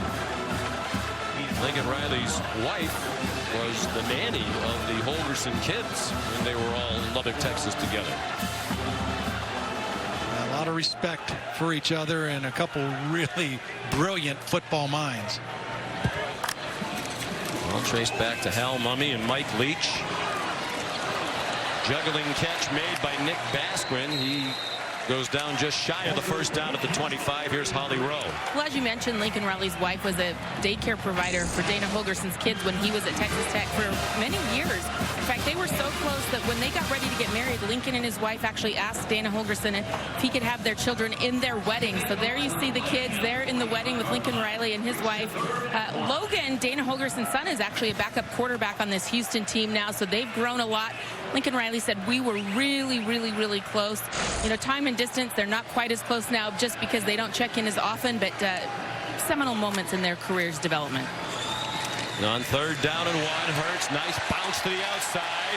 Off he goes again, shoved out of bounds. Just shy, no, it's a touchdown. After a little deliberation, the touchdown signal given.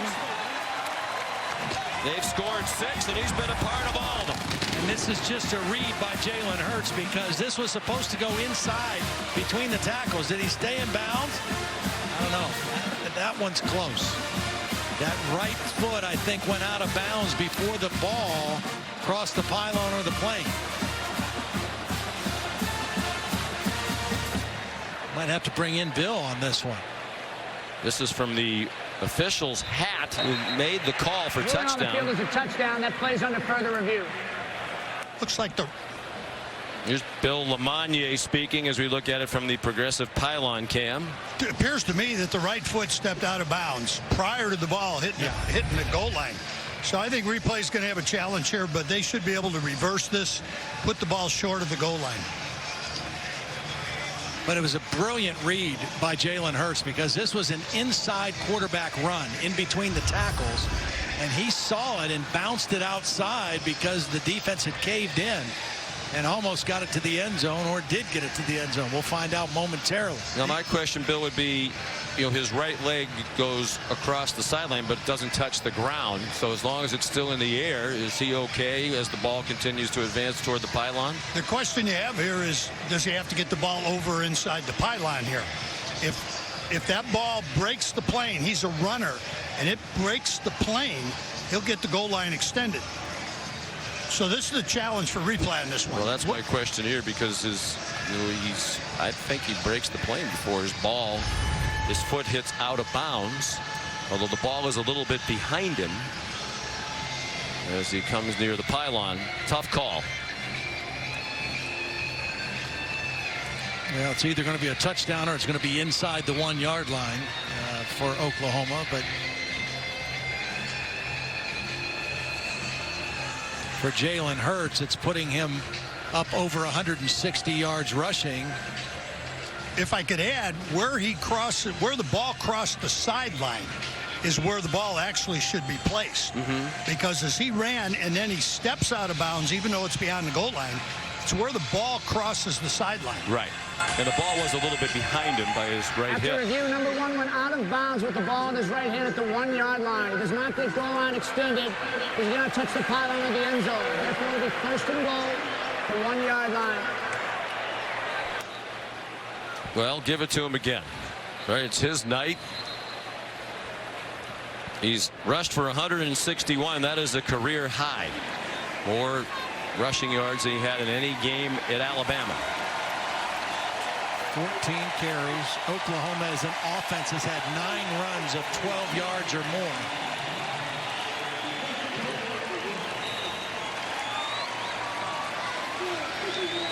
His career high rushing at Alabama was 154. 2017 against Fresno State. It looked like he juggled the snap. Still uses that incredibly strong lower body to power to the end zone for a touchdown. Terrence Edgeston, the linebacker for Houston, saying, wait a minute, he didn't get in there. So it's a different number 1 playing quarterback than he had last year. You're not going to call Kyler Murray on a quarterback sneak like that. But at 220 pounds, I mean, Jalen Hurts is just going to get in there and keep his legs, those powerful legs, driving. Gets a little push from behind, I think, Sermon. And it's just find a crease and just keep driving. Those squats that we saw probably have something to do with his ability to power forward like that. They are checking to make sure it was a touchdown. Ruling on the field is a touchdown. Extend the quarter. Good try. Well, 3 rushing touchdowns, 3 passing touchdowns for Jalen Hurts. And here's Callum Sutherland for the extra point.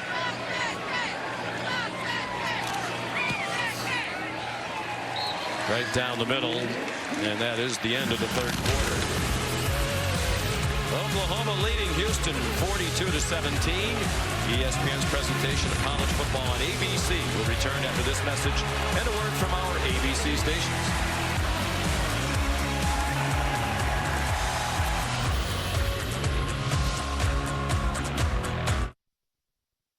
What makes Cox Panoramic Wi-Fi so fast?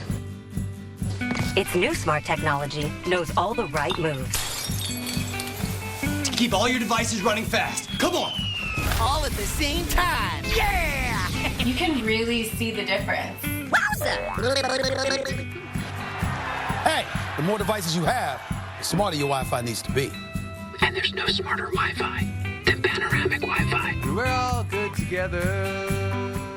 Like a summer romance, a perfect tan, or a plate of ribs. Some things are just too good to last. Like 20% estimated savings on select Ford models. Plus, earn complimentary maintenance through Ford Pass Rewards. The final days of the Hurry Up and Save sales event end soon. So get here before pumpkin spice shows up in everything and these deals ride off into the sunset.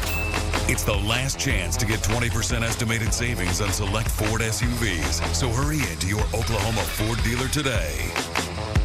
Chief Meteorologist Damon Lane delivering OKC's most accurate forecast. Tomorrow, cap off this Labor Day weekend with some more great college football. Number 9 Notre Dame in Louisville at 8 Eastern time, live on ESPN and the ESPN app. Cardinals trying to bring their program back, turn to a very talented young coach, Scott Satterfield. 3 Sun Belt titles in 6 years as the head coach at Appalachian after a long stint as an assistant there. Booming kickoff by Gabe Burkich for a touchback. And let's take a look at tonight's Pacific Life game summary. It's brought to you by Pacific Life. And here's the quarterback comparison. Disappointing night for De'Aaron King, especially on this national stage. But not a disappointing night for Jalen Hurts. The 161 rushing yards, surpassing anything he did at Alabama. And he's coming up on his career passing high as well. He is 332. His career best was 347, 16 season against Mississippi State. Yeah. Just an incredible start for him. Really has been outstanding. And I'll tell you what, just what I've seen through 3 quarters in the improvement of the Oklahoma defense. They're not all the way there yet. Foul, illegal blindside block, receiving team number 54. A penalty been forced half the distance to the goal. First down. A new emphasis in the rules this year is the blindside block, trying to take those away, and that's kind of a clear call, especially when the play is not even being returned. Easy call to make. Nathan Fox, the guilty party for the Cougars, and it's going to back them up.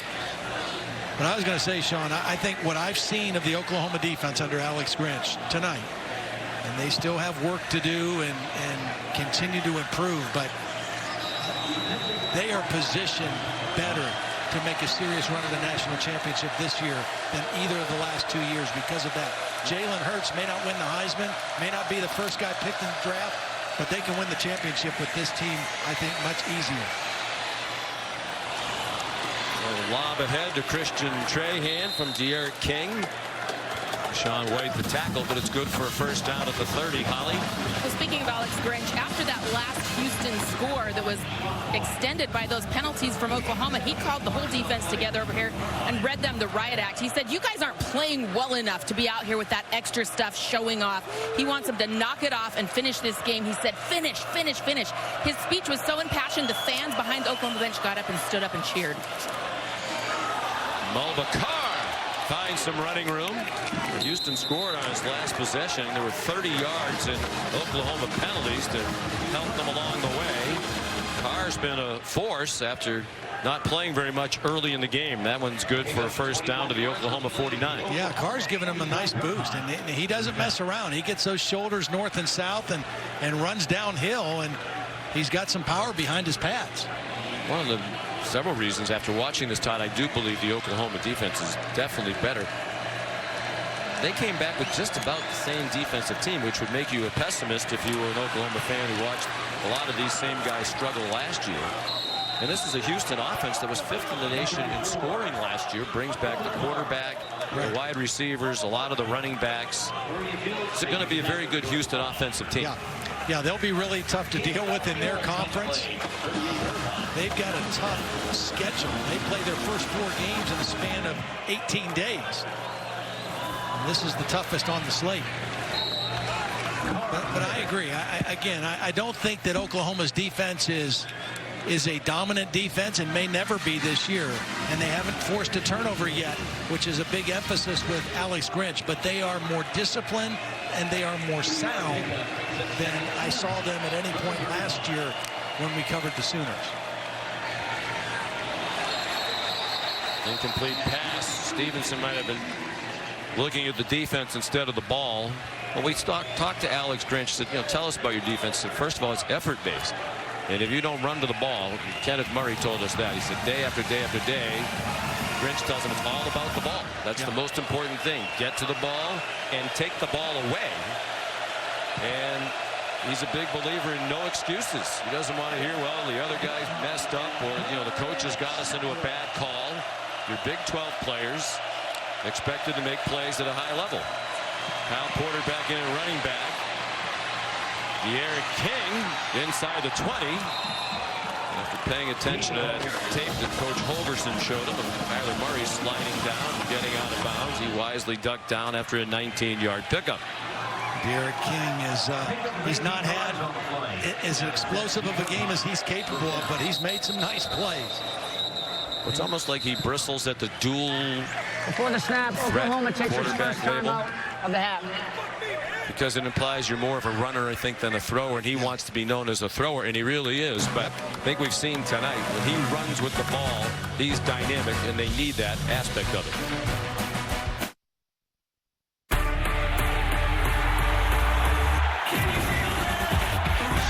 There's a new culture in College Station. Trevor Lawrence looks like a generational talent. We're back. We fight like tigers.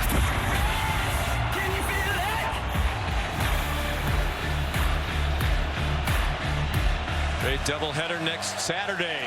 On this Sunday night, Houston on the move, down 42-17, and Ronnie Perkins, another big play. He's been in that backfield a lot of the night, and he stopped Kyle Porter.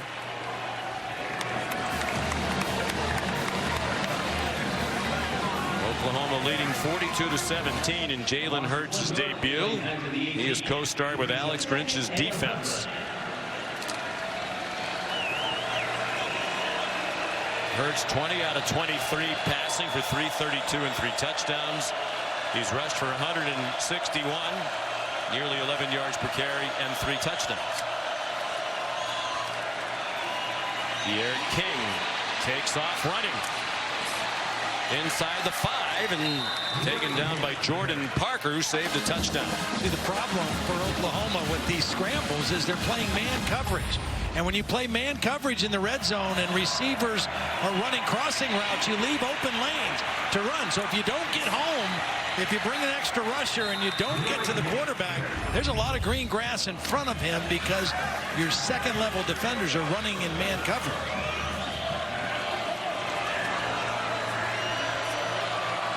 First and goal, Houston. After a slow start offensively, they found a little rhythm since the end of the second quarter.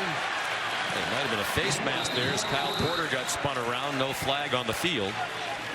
Kenneth Murray in on another tackle. During the last commercial break, we saw on the near sideline, Todd, Jalen Hurts talking to Kyler Murray. Yeah. Of course, Oklahoma, the only school to have 2 different quarterbacks win the Heisman Trophy in back-to-back years. And if you voted after this first full weekend for the Heisman Trophy, it might be Jalen Hurts making it 3 in a row. He's off to a great start.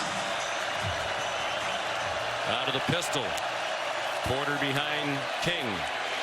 And he got driven back. John Michael Terry. Murray in there again. Well, we called him his name a lot. Kenneth Murray is just like a heat-seeking missile. I mean, he finds the football, and he's very fast. He accelerates to the ball so well.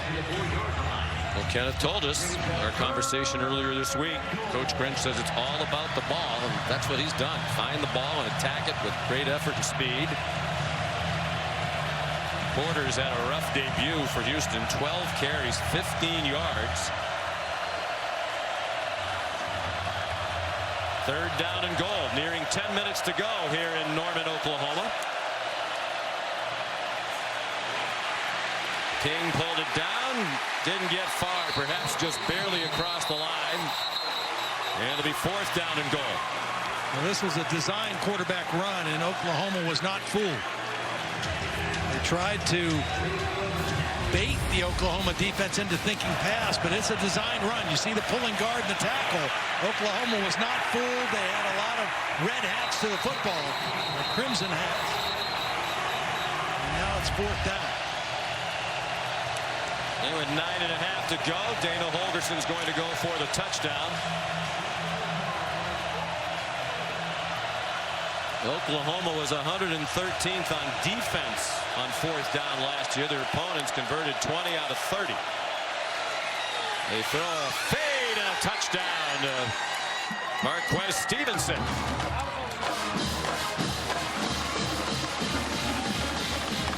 They ran the same run action.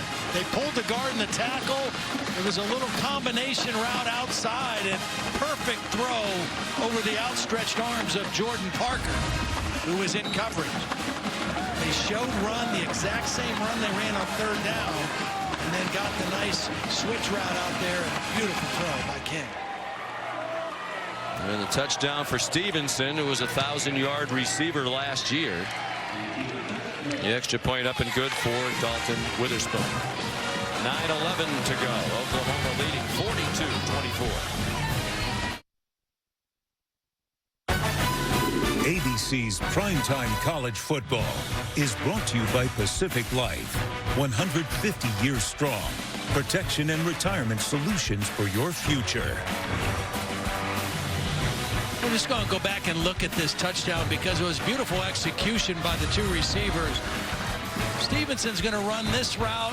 Singleton's going to come inside, and the 2 defensive backs, they're going to switch their coverage. So Jordan Parker, who's outside, is going to stay outside. The problem is he didn't go back deep enough, and it was a perfect throw by De'Aaron King over his outside shoulder. And just perfect execution by De'Aaron King. It hasn't been his best game throwing the ball, but that was a beauty. Dalton Witherspoon kicks off. And it goes out of bounds, so Houston will be penalized. Let's check in again with Holly.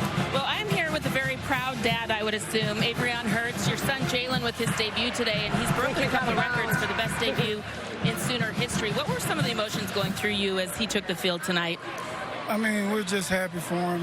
He's waited a long time. It's kind of like, you know, he's back where he was and where he, you know, you could say belongs. And so I'm happy for him and the team, most important. You know, it's a great game. And, you know, playing in Houston, you know, being from Houston, so that's a little extra too. You're a coach. How have you appreciated the way your son has handled all of this, competing for this job here, not talking about it in the media, just doing it on the field? I mean, you know, it was a journey. It was hard, but you know, I've always tried to tell him he's built for this. You know, God put everything, you know, God does everything for a reason, and this was not an accident, you know, and it's just something that God had for him to go through. And so he's gone through it, and, you know, we're glad, you know, like I said, God doesn't make mistakes. Your son tonight did such a tremendous job. At what point in this game did you start to kind of calm down or feel like, okay, things are going to be okay out here? Well, you know, being a senior, I've been through all that, the crying and stuff from USC. We've been through that. Right now, he was ready to play. We talked, you know, before every game, he calls me before mine, and he called me before his, and we talked, and he was ready to play, and that's all, you know, I'm just ready to see it. So. Career high yards rushing for him tonight also. What do you think about that?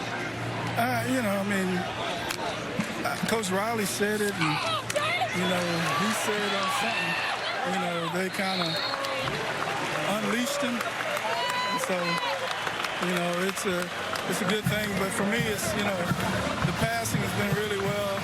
You know, he missed one or two, but, you know, it's been a great game plan. So happy for the team, and Coach Riley did a great job. Thank you so much, Dad. I like it. The beast has been unleashed, huh? Thank you. Jalen, coached by his dad in high school. Both of these starting quarterbacks, sons of coaches. Ramondre Stevenson has gotten in to see his first action. Number 29, junior college transfer from Cerritos in California. Ball ripped away by Derek Parrish, and Jalen Hurts called upon to make a tackle. Just ripped the ball out. I mean, literally. It's what Joe Coughlin, the defensive coordinator, said about him when we visited on the phone the other day. He said he makes plays just because of effort. He plays so hard.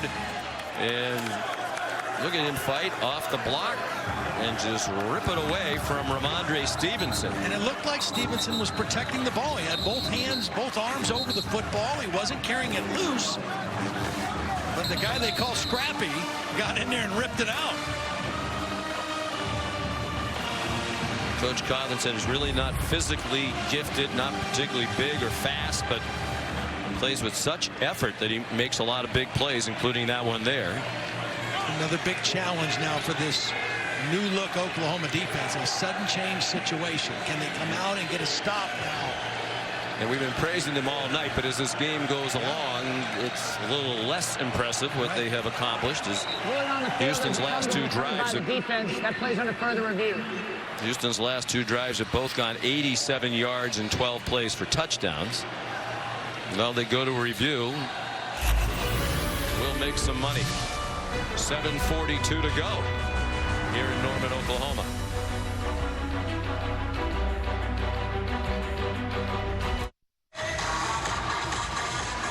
Aerial coverage provided by Goodyear from end zone to end zone. Go further with Goodyear, more driven. Fans did a good job tonight, Todd. You were noticing with the whiteout. They called for a whiteout, and they all came. And most of them did, dressed in white. Over a capacity crowd, 84,534. The attendance official capacity here is just over 80,000. A little partial to my whiteouts, but I think this is a pretty good one. You're saying Penn State is where they do it They're best. the ultimate. Mulbacar. That blasted Kenneth Murray in there again. That's his 12th tackle and 4th for a loss. He's had a sack tonight, living up to the preseason Big 12 Defensive Player of the Year accolades. You know, he's a guy now, if he continues the way he might reverse a little bit of the trend with defensive players not getting drafted high off these Oklahoma teams. It used to happen on a regular basis, not so much in the last few years. Last year, you mentioned 8 guys drafted, no defensive players drafted off this Oklahoma team. King. Marquez Stevenson. He goes out of bounds with a first down. Well, as you see at the bottom of your screen, Houston scored in 4 of the last 5, and they're inside the 30 again. Remember, this is an offense that came back almost intact, and they were explosive last year. So my question now is the Oklahoma defense that much better, or did it just take Houston a little while in a new offense and in a primetime setting in front of a big crowd to find a little rhythm? I think they are still better. But I also made the point, I don't think they're there yet. They still have a lot of things to get better, to correct. But they are better than what we saw last year. Deep throw. Lots of contact. Incomplete pass for Courtney Lark with Parnell Motley there. So I said earlier, clearly the defense is better. Yeah. So I'm going to go now with I think they're better, but not quite as better as I thought they were an hour or so ago. They are better, but they still have a ways to go to be a championship, make Oklahoma a national championship contending team. But I've seen enough good signs tonight. I like when you get the view from the ref hat. They should have had you wear a camera in your hat when you officiated the Georgia spring game back in April. That would have been good. Houston with a chance to make this a game. As much as it's felt like all night long they've been dominated, you think they might pick up the speed of the operation here between plays. And there doesn't seem to be a lot of urgency here. Now King is trying to get them over the ball. Dana Holgerson taking a while to communicate this play in.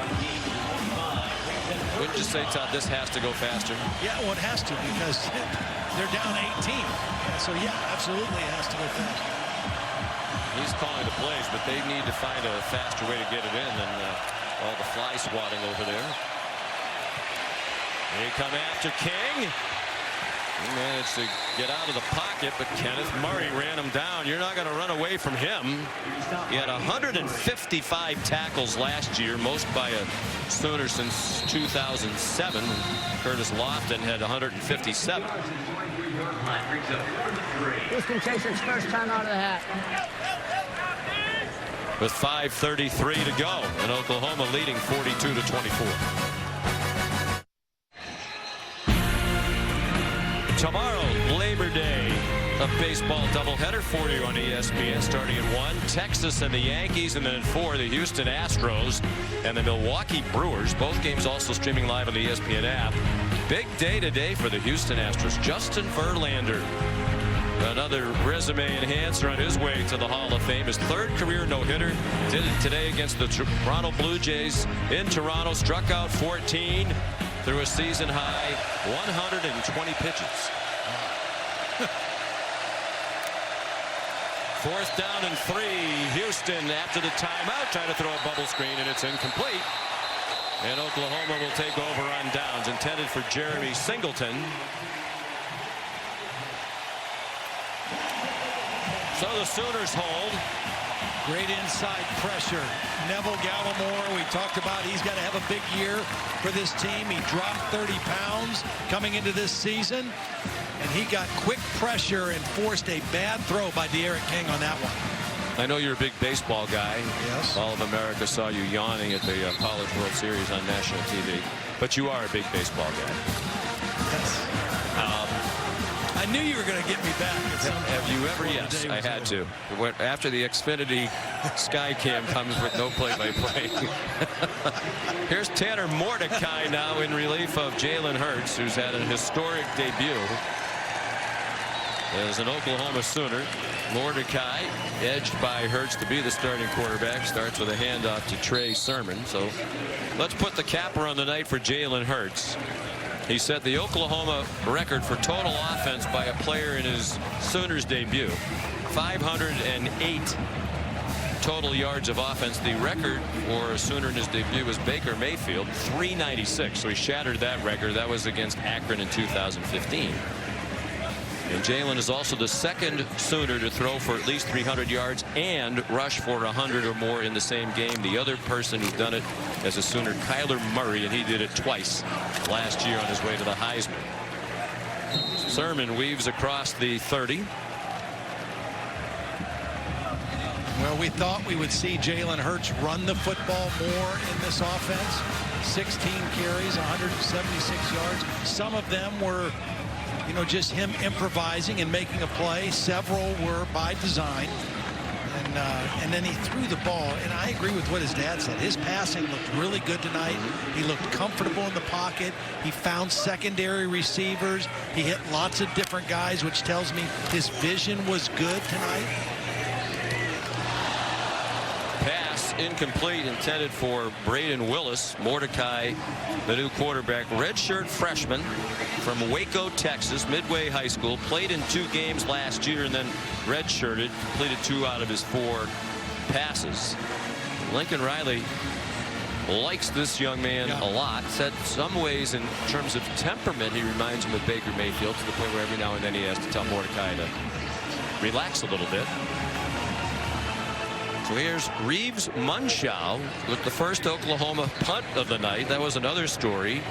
He's kicking in a game for the first time collegiately after 4 years from Austin Seibert. A pretty good punt. He's been sitting around for 3 years waiting for the chance. 41-yarder for the redshirt sophomore from New Braunfels, Texas.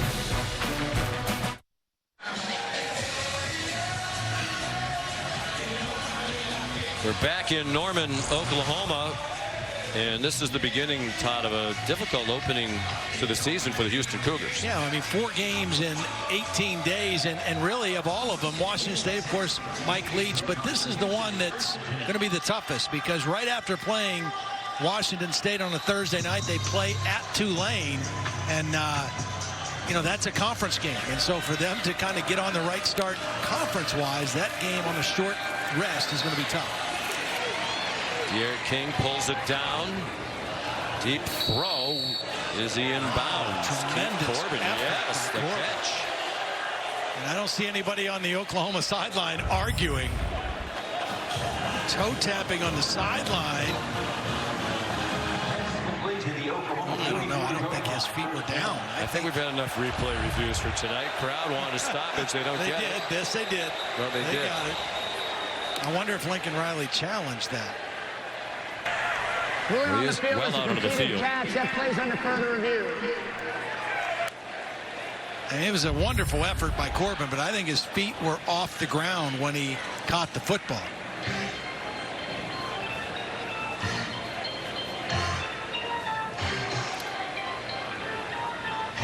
Ref cam again.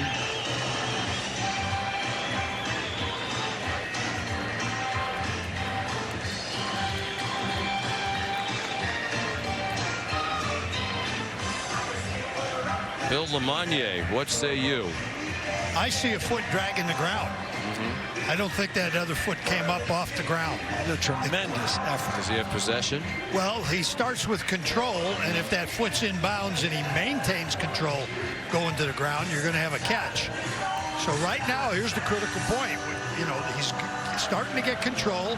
That left foot is dragging, and it was in bounds. Wow.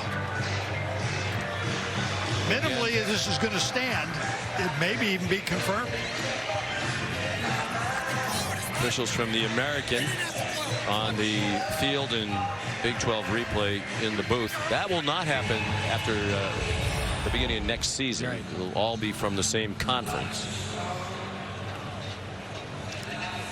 Showed the schedule for Houston. They are expected to contend. There are 2 divisions in the American. They were in the preseason media poll, picked second, but right behind Memphis, only 1 fewer first place vote. A lot of good football teams. We saw Cincinnati the other night beat UCLA.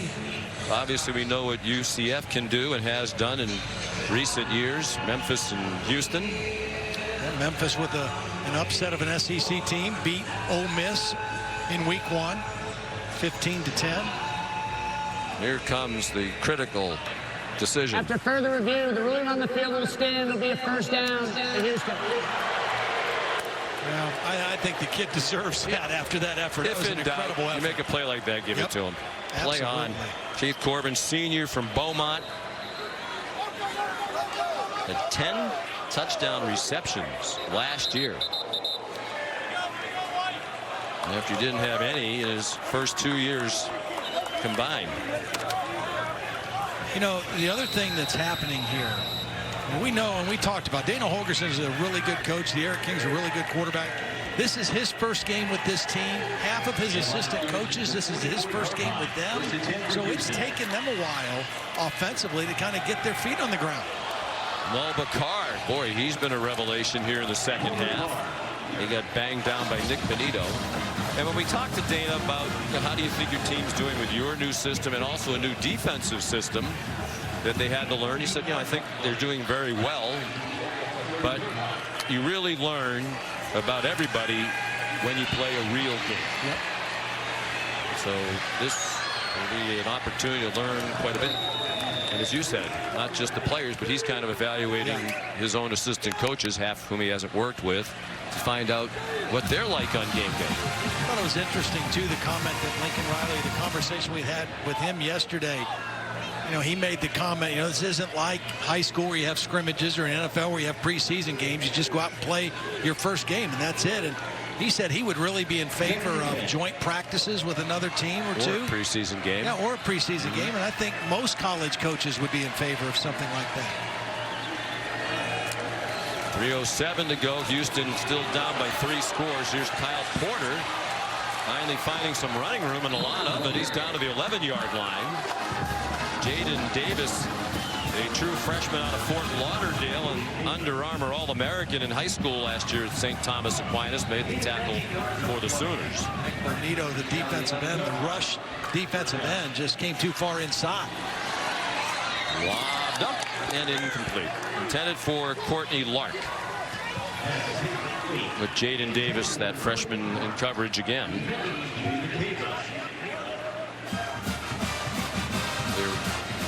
Incoming recruiting class that includes Jaden Davis, ranked number 4 by ESPN's recruiting experts. That's 3 straight years with a top 10 recruiting class for Oklahoma. Recruiting very well under Lincoln Riley. Porter again. Slides down, lost the ball. It looked like he had hit the ground, and they are going to blow it dead just inside the 5. We're on the field. The runner was down before the ball became loose. It'll be third down.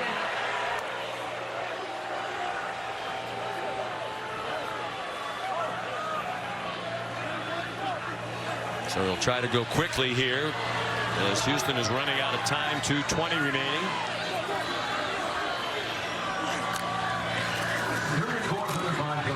Play fake by De'Aaron King, and he scores a touchdown for the Houston Cougars. You were talking about Jaden Davis, the young corner. The young corner kind of got fooled on this play. You're going to see him out here. He's going to get tied up with a wide receiver and lose sight of De'Aaron King. Not going to know where the football is. Right there he is. He's getting blocked, actually getting held a little bit by Trahan, the tight end.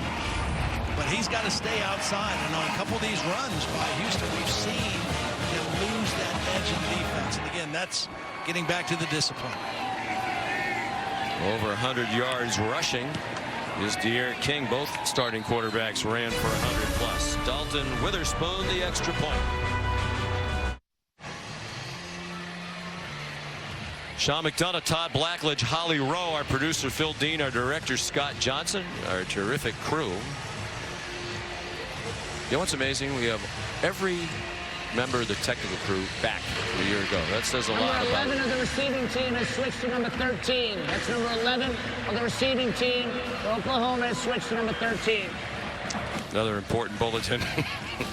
But that says a lot about the leadership of Phil Dean and Scott Johnson. I'm surprised because they're really not that easy to work with. Nonetheless, the crew comes back. Here's an onside kick attempt. Lamb and a couple other Sooners indicating that they have it. Look like they did, and they do. I think if you're both teams and both head coaches, you've got a lot of really good things to take away from this game. If you're Dana Holgorsen, your team came back in the second half and competed. Your offense settled down. You still got problems defensively. If you're Lincoln Riley, you're thrilled with what Jalen Hurts did. The ball was recovered by the receiving team. Offside, kicking team. That 5-yard penalty will be added to the spot of the recovery. First down. And you're happy with a lot of the things that your defense did. They're still got a lot of work to do, a lot of room for improvement, but you're happy with a lot of the things they did. Yes. Stay tuned for the Ford wrap-up after the game, which is the rate this is passing by will be approximately a half an hour from now. What a night for Jalen Hurts. 508 total yards, 20 out of 23.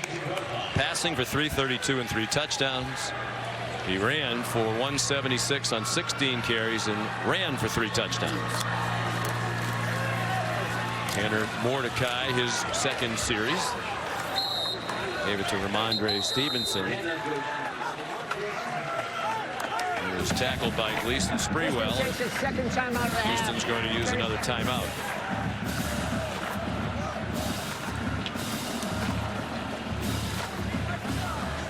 Well, I want to go back to the baseball promo. Okay. Because we have the Houston Astros on tomorrow, and a lot of people still watching this in Houston. I think the Houston Astros are going to win the World Series, by the way. Okay. Throw that out there. But Justin Verlander, our crack crew, they give us so much information. And this just happened today, the no-hitter. His third no-hitter. And I said, you are a big baseball guy. Your son's being recruited right now. Ties in with Bob Feller, Cy Young, and Larry Corcoran.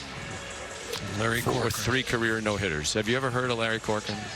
I've heard of Larry Coker. Because, yes, I've not heard of because Larry what Corcoran. I think might be happening here is Ben Ward, who provides us with this information from the truck, might have a buddy named Larry Corcoran somewhere who he promised he would get mentioned on the air tonight. Is that a possibility?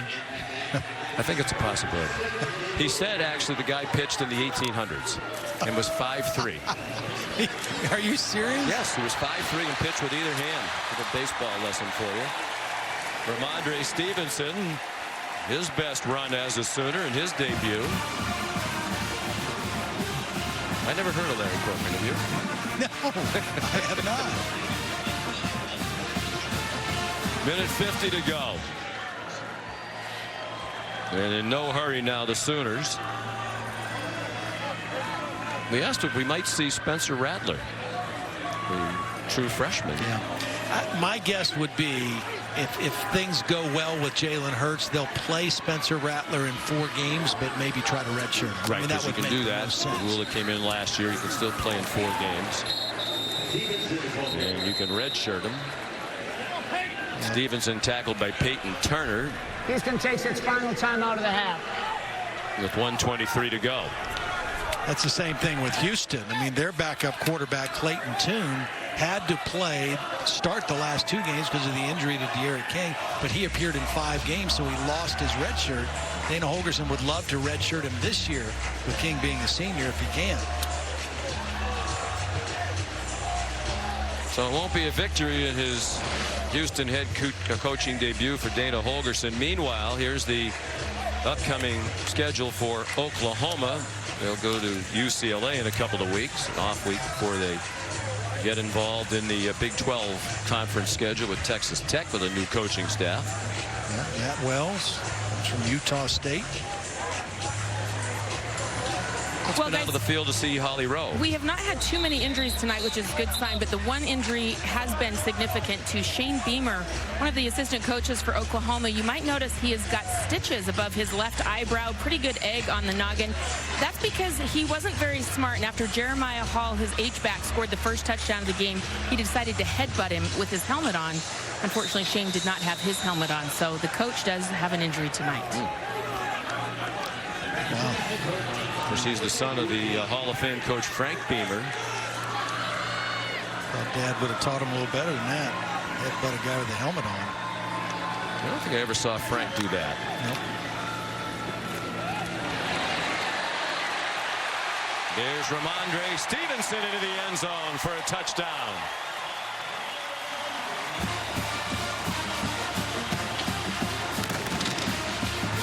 Really nice patience by Stevenson. He's going to get the ball and just find a lane and then cut up inside. Watch the patience on this run. Still the starting offensive line in the game. Creed Humphrey with a nice block at the center position. Left guard Marquise Hayes with a nice block. Stevenson had the fumble, or the ball ripped out of his hands his first carry, but he's made up for it here in the last part of the ball game. Coach Riley says he's their most powerful runner. 232 pounds. Callum Sutherland, the extra point. It's 49-31.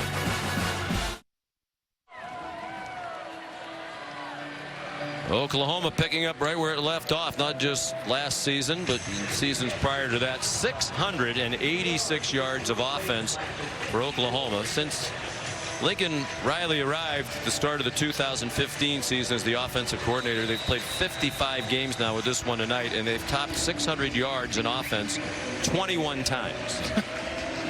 That's amazing. It really is. They're almost to 700. They probably won't get the ball back here to get over 700. They've done that 6 times since Lincoln Riley got here. Burkich, another touchback. So Oklahoma, Todd, going for its 5th straight Big 12 title. Texas thinks it's better. They were picked 2nd in the Big 12. How do you see that one shaking out? Well, I think that's the main competition for Oklahoma, and Sam Ehlinger, I think that offense is going to be a really good offense, a powerful offense in the Big 12. Defensively, Texas lost a lot of players. Now, we had them in the Big 12 championship. They did a good job against Oklahoma. They held them to 129 yards rushing, really slowed down the running game. They've got athletes to match Oklahoma, but Oklahoma is still clearly the team to beat in that league. Chandler Smith has come in at running back. Very popular player in the Houston program. A walk-on, just put on scholarship a couple of weeks ago. You can see not very big. They list him at 5'8" and 195, and both might be a little bit generous. He was impressive in the preseason. Junior out of Spring, Texas. Under a minute to go. And they give Smith another carry. Chandler Smith. Very promising second half for Houston offensively. Dana Holgorsen, his first year back at Houston, first time as the head coach, and a lot of positive things to build on. Well, he was asked, well, why would you leave a Big 12 head coaching job, Power 5 conference of West Virginia, to go to Houston? And he feels like Houston has a chance to be great.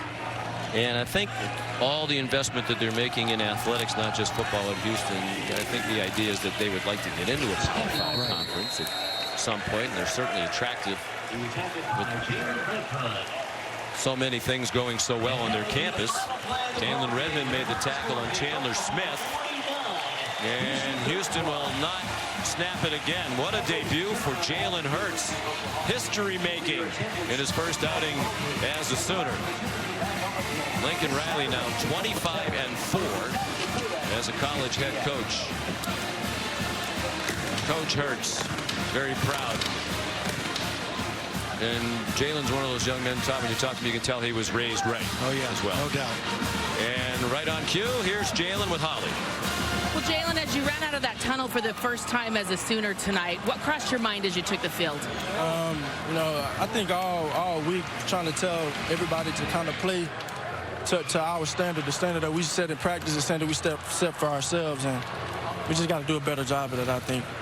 It's kind of sloppy at times, so we got to do better. As you scored your first touchdown and you started to hit some nice throws, how did you settle into this offense in your first time? It's just playing football. It's great surrounding cast around me. O-lineman did a great job. The receivers did a great job of getting open. We played good football at times, but it was not consistent enough. You seem super disappointed right now, and yet you set a new school record for yards in a debut, and you're also the first Oklahoma quarterback in school history to throw for over 300 and rush for over 150. So can you be somewhat happy? I got to go talk to my boys. We got to get it right. We got to get better. We got to take more steps. When you look back on this game tonight, what do you think is the thing that you've got to clean up most? Sloppy play, really trusting it, and just executing better. We got to execute better. All right. What does the future hold for you guys? What kind of feeling do you get from this debut? Hopefully, we can learn from our mistakes from this game and take that next step next week. Okay. Can I just get one smile? You played well tonight, Jalen. We got to do better, man. I'm telling you. All right. You gave me a baby one. I'll take it. Thank you. Thanks. Has to do better. 3 passing touchdowns, 3 rushing touchdowns, 3 incomplete passes. The Ford wrap-up is coming up after these messages.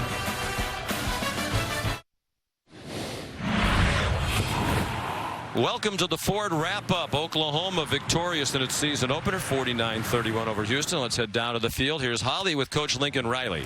Well, Coach Riley, your quarterback Jalen Hurts had a good debut statistically, but he's not happy with his performance. How did you assess it? Yeah, we won. You know, we had some great moments where we really played all together as a team. Didn't finish the way we wanted to. A little sloppy there, certainly in the second half, into the third quarter there. So, typical first game. There's a lot of good. We're never going to get tired of winning. So that's always a great thing, but we certainly have a lot to improve on. What, if any, satisfaction did you take that Jalen seemed comfortable in this offense right away?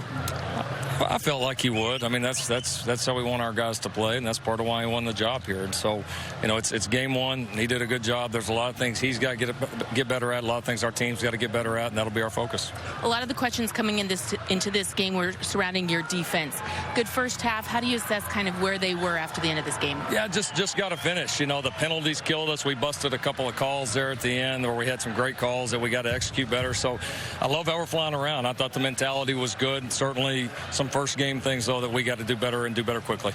All right. Any good takeaways like that you thought you were really good at? Like, give me one good positive thing. I just feel like it's a lot of negativity right now. Winning's awesome. We did a great job. We ran the ball well, you know, extremely well there. Thought we did a pretty good job until the end of their run game. We got a lot of pressure on King. Now, he's tough because he's hard to get down, but I thought we were very disruptive defensively the entire night. Okay, good. So a win's a win, right? That sounds better, right? That sounds better. Thank you, Coach. Thanks, Derek. Good seeing you.